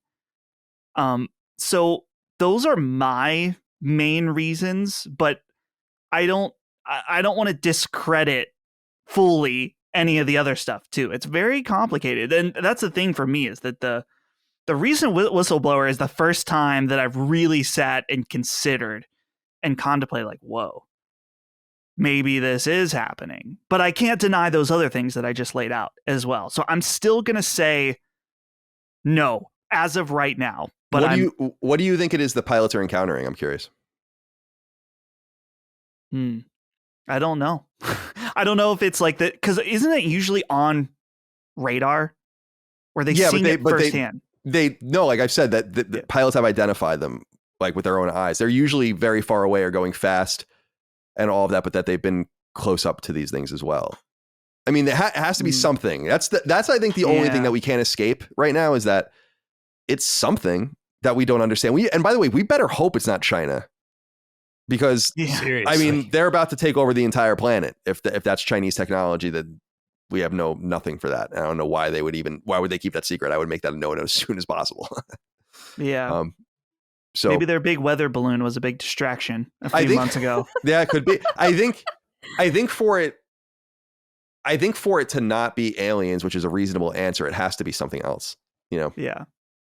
So I think it's totally reasonable to say I don't believe in aliens. I think that's by the way, I think that's a totally reasonable answer right up until they show you the fucking alien bodies that they have. Right. But, yeah. At that point, then it's like, okay, well, at that point, I would say, how the fuck did they keep it a secret so long? That would change my entire view on, it's like, okay, well, they hit these aliens, so what else? Oh yeah. Oh, what else is going on here? Have they figured out a dimensional rift? At that point, you have to imagine there's all kinds of possibilities. But yeah, it's like Stranger Things and all that. Right. It's funny, man. I keep referencing Independence Day, and I know a lot of people look at that as a corny and silly movie, but I actually think that movie, from a lore level, deals with all of this stuff really well. I don't know if people remember some of the cool quirks of that story, like the ships and the aliens they have were the Roswell ships that crashed, and they were scout ships for the attack. So they wrapped them all up in their and the technology turned on when the ships came closer, which was cool. Good shit. So that's like really awesome stuff. They suggest that the president of the United States is never told, that only the Department of Defense knows, and that the Secretary of Defense knows, and that they like confess that at some point, that even the military doesn't know about a lot of this stuff. And so there's like, you could write some sort of compelling story about how they kept it secret. But the problem is that everything leaks for the most part. During the Vietnam War, all the papers that were hiding what was going on in the Vietnam War leaked, right? For instance, Right. It just the nuclear bomb program, Manhattan Project, the Soviets literally stole and made an exact copy of it. That's like how they found the bomb, is they made an exact copy of Fat Man, right? So that was just stolen because people from the Soviet Union were literally working on the bomb and were around it. So it is compelling for me for your answer to say, like, how is this hidden? Yeah. But you could also say, like, actually there have been people that have been trying to say something, you know, like there actually have been, and they've been discredited and we've been perhaps propagandized against them.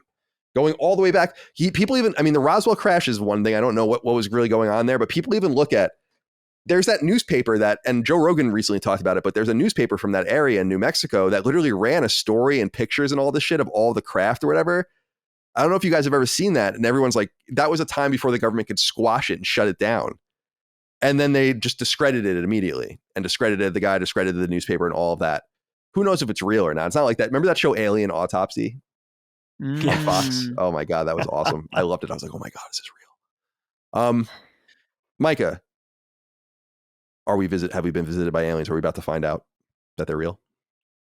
I truly don't know. I truly am curious about this. As Dustin said, this is maybe the first time in my life that I'm genuinely thinking this could be real. A lot of that is, and this is maybe a little bit of a tinfoil hat moment, but you do, as you get older, realize that the media does construct a lot of our reality. You know, they say something and it's true, and that's just how you perceive it. And it's like the reality is like, nah, man, like some of this stuff they say is not true. And for my whole childhood, the media and like pop culture says anyone who believes in aliens is crazy. You don't want to be that guy. You don't want to be the aliens guy. You know, like it really is only crazy person shit. And it's perceived that way in every pop culture show. King of the Hill, Dale Gribble is the aliens guy. Well, you don't want to be Dale Gribble. All right. He's a weirdo. He's a freak. And it just is. It's like, that's how it's always been portrayed, is that if you believe in this stuff, you're nuts. And maybe now I'm a little bit like, the fact that the government would be open with this is either I'm in alignment with Dagan's thinking that maybe they are just aware that this is going to get out, and they're kind of like tempering the eggs a little bit so they don't overcook, of like, all right, just give them a little bit. And because they're gonna find out. You're eventually gonna find out. So we'll just temper this with a little bit of information and get it out there. I don't know. It truly is unknowable to me. I don't want to believe in it because it's really scary. I'd rather think that it's some advanced weapon that the United States is testing out on such a classified level that even service members don't know about it, and that they're just seeing the world's reaction to it and engaging it. I'd rather believe it's some crazy United States weapon than anything else that it possibly could be. That's I guess my gut answer is no. That's the best case scenario, I think, in some way. Yeah. But I don't, the pilots have been asked about that, and their answer has been compelling in the sense that a lot of them say, like, we would be the ones driving these things. Why wouldn't we be? We're like the most elite Hornet and Raptor pilots or whatever. Like we're NASA participants, some of them, and like we would not even be like, who are the pilots that are flying this if not us? You know, they found why somebody. can't they be training in some clandestine way? Yeah, it's true. Or is it even right? piloted? Is it something that's remote controlled? Because it doesn't seem like something an actual person would be in. The black cube with a sphere around it. It's like, well, what are they seeing out of? I mean, they haven't seen it in great detail, but to say there's no windows on it or anything, it's like, well, what the hell are you looking out of? So I don't even think it's a craft. Every time you say Kraft, I think Mr. Kraft. Mr. Kraft, yeah, of course, the owner of the Patriots. But it's like, to say that it's something with someone in it, a pilot, and I don't even think that. I think it's something that's being remote controlled in some way. But I don't even believe that there'd be like a person in there of some kind. Yeah, that So that's kind of where that comes from for me. Yeah. that makes perfect sense to me too. I mean, the way I think people would answer that is they wouldn't have to see visually. They have all sorts of sensors. And the other thing could be that there's no one inside of it. Like you said, it could even be cybernetic in some way or AI driven, robotic driven. We might find that everything inevitably becomes unbiological as it gets more mature and inevitably becomes machine because it's just a more reliable thing. And so who the hell knows? I mean, it's like a level of crazy that I can't even wrap my mind around. And yet it's so exciting, the possibility of it being true. So Dig, I want to know from you as we finally wrap this up, are we about to find out this big question is about to be answered? Because I just feel like how can this be a dead end? If this is a dead end, then that's a little strange. It can't be a dead end. The claims that people are making need to be disproven if they're not true. Yeah. And that's going to require deep work. And we can't just, if anything, it's so funny. Like so much happens in life that I feel like everything else is a distraction from this, that this seems to be the big news. Like I just saw like Trump's been indicted, right, for the classified documents thing. And it's like, that would be you would think that they would release that to distract us from this. Yeah. So what is this trying to distract us from? That's why that doesn't wash for me. It doesn't make any sense. So where's your mind at, Dig? I mean, talk to me a little bit about this. It's really strange, right? The Canadian wildfires. There's a volcano erupting in Hawaii. There's a volcano erupting in the Philippines now. It's really strange. It's like even the Earth is distracting us from this shit. It's really crazy. We got to stay focused. I agree with you guys. The pilot thing seems very old-fashioned. I think this would be a telepathic, psychic thing. Let's keep it anime. Let's keep it. Mm-hmm. This sounds very Evangelion anyway, so let's just go there. You know what I mean? This sounds. I'm thinking more Front Mission right or something where they drive and ride in huge mechs and all that. But yeah, but they're like these like bio-organic, / mechanical things. It's just like the angels. It doesn't make any sense. But I have two theories. I thought of one when you guys were talking. One, maybe this is kind of scary, but follow me. The United States already befriended this alien race and their crazy advanced technology. And we have this alliance now. So this is they become our secret weapon. We don't want China to know. We don't want Russia to know, right? Maybe we're in league with this, right? This, if not, at least we got a nice sci-fi story going here. But I like what Micah was saying, actually. It does sound like, look, maybe this is some hyper evolved military technology, probably American, but maybe otherwise, where they just don't want this knowledge to get out yet. So now we flip the script historically as the way it's always been and say, no, it's aliens, right? Like we're finally like, no, it's aliens, because we don't want people to know what we're doing. We have this clandestine training program with pilots or psychics. It becomes very strange. That would be fucking now. Nuts. Like so where it's like crazy. Like the old CIA projects for with like remote viewing and all of the different. Oh my God, that'd be insane. But listen, I really do believe the religious. I'm not an expert on Christianity or any other religion. I am Catholic, but just the religious implications of I'm not sure what the Bible says exactly, but the fact that there's life on other planets just changes that. It changes so many things. I do think we eventually find out, but I have to say I'm a little leery just in terms of how far evolved we are. Like, I feel like this is maybe possibly still hundreds of years off, because as humans now, right, in 2023, we don't really have access to much of our own galaxy, let alone how vast the universe is supposed to be. So how can we think there's not some sort of life out there, that we're not going to connect with other life eventually? I think because of how we were raised in culture, pop culture and nerd culture, and it's so hard for us to wrap our heads around this stuff actually happening. If you go back to early sci-fi or Clarke or Isaac Asimov or Ray Bradbury, all the way to now, right? Star Trek and Star Wars and Lucas and Chris Nolan. And, it's like, wow, is some semblance of this actually happening? I just think it's so hard for us to wrap our heads around and sort of form some sort of distinction between fantasy and reality that we're going to wonder. but it does seem like something's changing.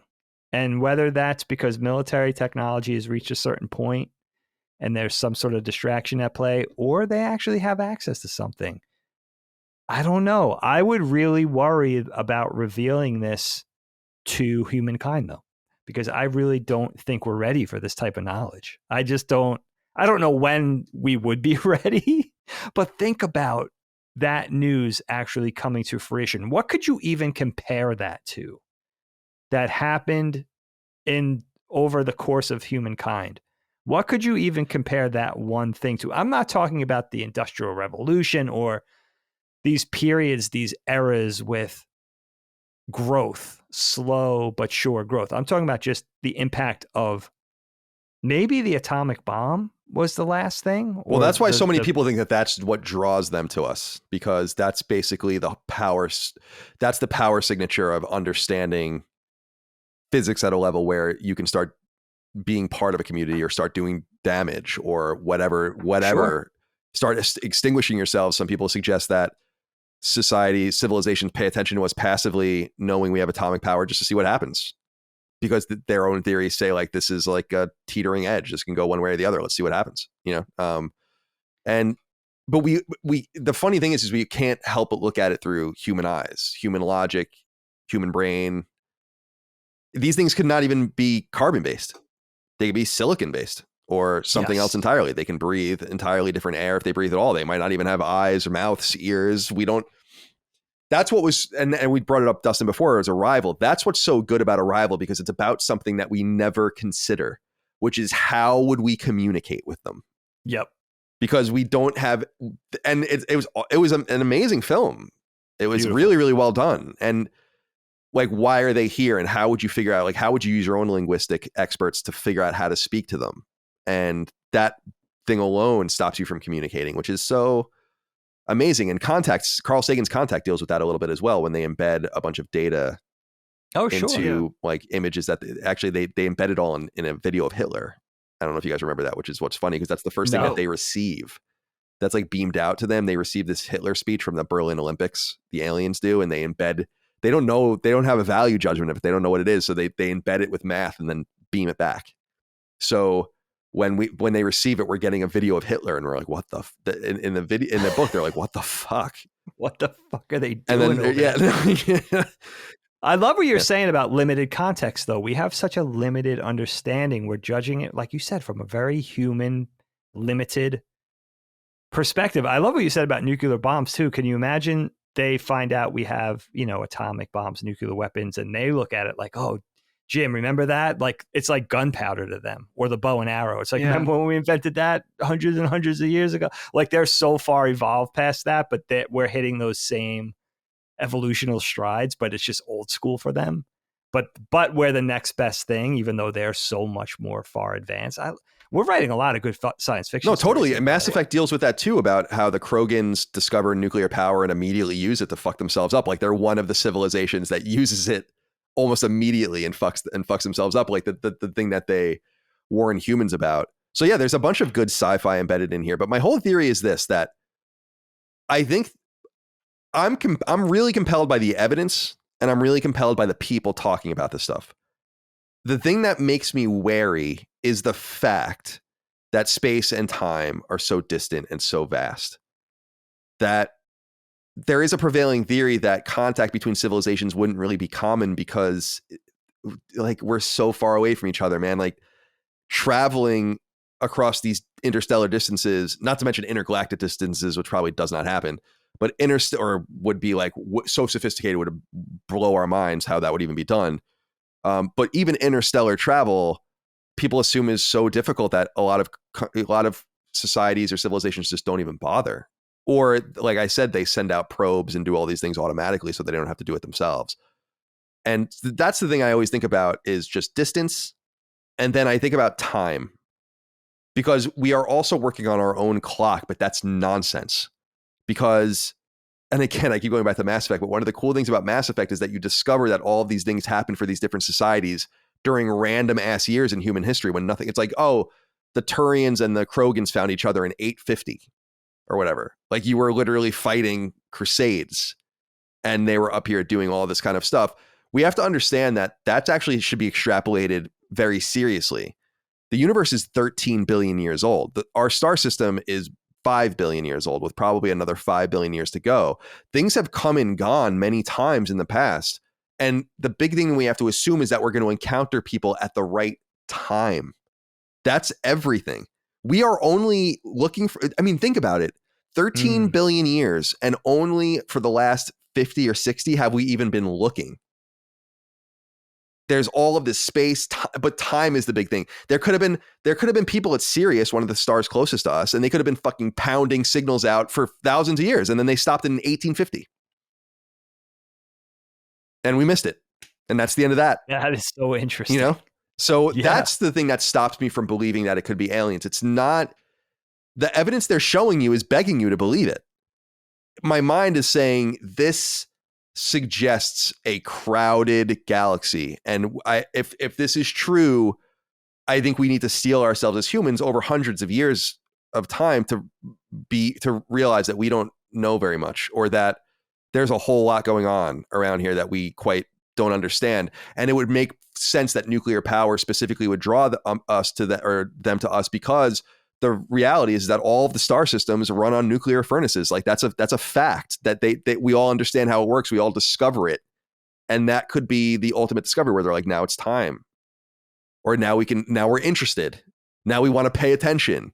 We don't give a shit about you guys fighting with sticks. There's, by the way, 8,000 civilizations in the galaxy right now fighting with sticks, if you guys are curious. You know, like some fact like that.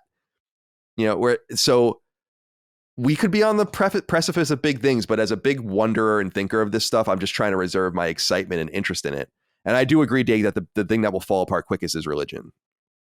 And I don't know if that's a good thing, because I think that this will introduce, it's very similar to that show, The Leftovers. Like, one of the things that's interesting, the themes of that show that I've gleaned from watching half a season so far or whatever, is the general hopelessness of discovering that there's things happening that you can't control and you don't understand for sure. Like there's evidence, it literally happened right before your very eyes. And that could be a startling revelation that maybe brings humanity together. And I don't know, but it's heavy. It's really interesting. But so my answer is I remain skeptical. I want to believe, like that old poster from X-Files. Like, I want to believe. And I think there's better reasons than ever to believe. I think that what we need now is physical evidence. And I don't think that that's an extraordinary thing to say. I don't even need to see the ships or the bodies. Like, just show us an alloy, show us a chemical signature that we don't understand, or something that scientists can say like, yeah, this isn't right, or show us circuitry or electronics or something that's, or say like, we got this technology from it that's in your phone right now, or something. So that's, you know why I'm laughing? Yeah, why is it? Because where would the cynicism end? Because they show us the body now. Everybody's like, that's a Jim Henson puppet. You know, like everybody's like, Jim Henson created that. You know what I mean? Like, that's bullshit. You know what I mean? Like, where I feel like the goalposts just keep getting pushed back. But I think it's funny. I mean, the religious aspect is I feel sad about that, because I would just feel sad for people, you know, pinning their hope on something for some. Well, the thing to me is, people are like, no, you could square, and people are going to write in, no doubt, you can square it with the Bible or whatever. And I'm like, no, I'm not going to let this specific thing go, that Genesis begins with the creation of the earth and the sun, and, you know, the universe, and then the earth and the sun specifically. Let's not get it twisted. It doesn't say anything about anyone else anywhere in that. You know, I wonder if Christianity, because Catholicism is very old school and structured and traditional, but I wonder if other religions or other forms of Christianity have accounted for this. I bet they have. They definitely there have. are ones out there. They definitely have yeah. gone in for this. I mean, they had to kind of with dinosaurs, right? Yes. With the idea that dinosaurs were not real, like, period. And then you start finding all these dinosaur bones, and it's like, you have to figure this out. And the way they explained it, like when I was a kid in church, was like, well, dinosaurs must have been one of God's first creations. At some point, he got sick of playing Lizard King, and he said, I want something different, you know, and he got rid of them and made us. But like, the dinosaurs were one of those days of creation. Like, yeah, he made the earth. At some point, there's dinosaurs on it. And then he got sick of those. But it's like, they had to say it was real, because you got to a point where it's like, they still said evolution wasn't real, but it's like, look, there's a fucking T-Rex in this museum in New York, all right? So, like, what is it? You can't tell me it's not real. Yeah, young Earth creationists. And they had to figure that out. Young Earth creationists like Ken Ham and those guys still say that stuff's not real. Like that's Yeah. Ken Ham is. I love that Ken He doesn't Ham represent us. No. That guy from Mad Men. That's Ken Ham, right? Ken Ham, I've brought it up in the past, but Ken Ham's debate with Bill Nye is really interesting about creationism because if you're interested in what the argument is of why that stuff is fake, you're not going to get a better explanation than what he says, and it's crazy. But but they believe it, and Ken Ham sucks. No, totally. It's like whatever. I don't think it's like believe what you want. I think that you're fucking. That debate was so bad. It was bad. Because he was just like, well, this is what the Bible says. It's like no. There are scientists and Christians that have different arguments that aren't just like, oh, well, you need to have the faith that I do. So it's like that. Yeah. That him being the representative of like this is the Christian take on creation enrages me because. I have to watch that. Anyway. What if we discover the aliens discover us, they're religious, and we figure out through some way that we all worship the same God, or that they're Christian in some way, or there's some sort of shared philosophy that is written through different races in different ways, different civilizations that kind of comes to the same conclusions. That's cool as That'd shit. be interesting. Whoa. Love it.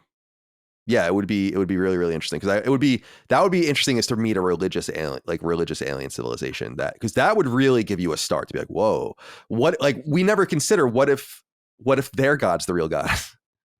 Yeah, what? And they're here to colonize us and convert us like we were doing to the Indians for generations, time immemorial. But yeah, I remain generally skeptical. And you're right, Dagan, no matter what they show, but people are gonna be like, that's a deep fake. But I think, God, show us the ship. I'm ready. Like, wouldn't that be a power play for the government that had it too? If there only one government really did have it, wouldn't we be like, yeah, we have the alien technology? But what I think you'll find is probably there's a consortium of countries that have found different things. And of course, that's how Resistance even starts. My favorite sci-fi gaming series with the Tunguska event in Russia in 1908, I think that is the asteroid that lands is actually an alien craft landing. And so who knows what's going to happen, but I think these guys seem serious. I think we're going to learn more. Apparently Congress is going to look into it. So gives a fuck about that.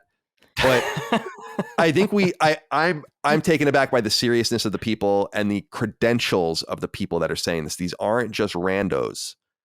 These are professors of medicine. These are professors of chemistry, scientists of different disciplines. I take that seriously. That you have to take that seriously. And it's not an appeal to authority necessarily. It's a new wrinkle because appeals to authority and all that get us in dangerous places. We even saw that with the pandemic. No one knew what the fuck they were talking about at all. So it could be the same with these guys, but we've just never heard anyone confidently say this before. And I think that's interesting. So thank you guys for humoring me on that interesting conversation. I appreciate it. That was fun. Let's go around the horn and say goodbye to everyone. Dagan, that's all we have for this episode. Don't be a racist or I'm going to get you. That's the message. Wow, full circle, huh? We're going all the way back. Micah, goodbye to you. Goodbye. I want to say Moe's better than Chipotle. I'm leaving it at that. Oh, I never had Moe's. Chipotle is hit or miss. It's incredible. fine. That's one of the very few things I miss about California is you could just trip over Mexican food that was 10 times better than Chipotle. Dagan and I used to go to some of those places in Santa Monica. Absolutely. Actually. Dustin. 2 final comments. Yeah. Number 1, my favorite alien related movie, Annihilation. Alex Garland that's joint. A scary one. Colin, this movie, I always say I'll hold my video game recommendations, but that director, actually Alex Garland, he did Ex Machina. Oh, I love that movie. That's a great movie. Did a show called Devs, which is about quantum computing and predicting the future and stuff. Annihilation, absolute must watch. What is it about? It's about there's these scientists there. Something hits Earth and there's an orb like shimmer that is expanding around it. and anyone who goes in never comes out. And so it's about an expedition of all female scientists that go in and what they find at this meteor asteroid point. That sounds awesome. It's along the lines of what you're saying, is that a lot of people expect that if we found aliens that they would be thinking like us. And this is not. They do not. Well, I'll leave it at that. It is. That sounds great. I'll definitely check that out. I love that kind of stuff. Natalie Portman. Annihilation. It's like a top 5 movie for me. Yeah. The second point is that I'm going to promptly, after this is done, pound a beer and then have Holly drive me downtown. I think that's going to enhance the Jeep Fest experience. Maybe even 2 beers if I'm feeling absolutely crazy. That's but I'm a hardcore. lightweight. A little pregame, because I don't know if they're going to sell anything there. Not that I need to have alcohol, but I think pounding a beer will enhance the experience greatly. So that's what I'm going to do after this. So have a good night, everybody. Thanks for having me. Thank you, Dig. By the way, I didn't know he was from Long Island. That puts Ex Machina in a different wrinkle because there's a reference to Brookhaven National Lab in that movie. And are you serious? They say something about Brookhaven in it. And I was like, that's saying something Natalie that Portman's from. I thought you said the director. I thought you said. I don't know that much about Alex Garland, except he is underrated. Oh, okay, I'm sorry. Dude, have you seen Debs, Dagan? No. See, all of his stuff is so. I know you guys would be in tune with, because Debs is like, they figure out quantum computing and predictive algorithms where they're starting to trace back and see every part of human history that ever happened and how people react to it. It's both Annihilation and Debs. I cannot recommend enough. That's so cool. Yeah, he's got a Kojima-esque sort of prophetic. He's very in touch with sci-fi, and it's very smart. It's always very smart. It's always very grounded and a little bit scary. I don't know if Debs is, but that Annihilation is pretty scary. Yeah. Yeah. Oh, is it really? Well, it's not. It's a scary thought. Just because you see how quantum computing and how they don't understand it quite yet, and predictive algorithms, and I don't think that it's one of those things where I don't think the movie or the show is possible, but there's always that what if.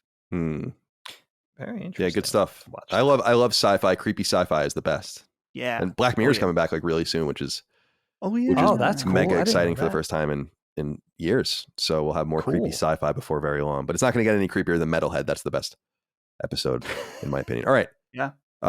Let's get the hell out of here. Thank you guys for your time, your love, your consideration of all things Last Stand, Constellation, all of our other shows we couldn't do without you on patreon.com/laststandmedia, merch at laststandmedia.store, and so on and so forth. We'll see you next time. Until then, goodbye. Constellation is a product of Last Stand Media and Colin's Last Stand LLC and is proudly recorded in the USA. The show was conceived by and is directed and hosted by me, Colin Moriarty. My co-host is my brother, Dagan Moriarty.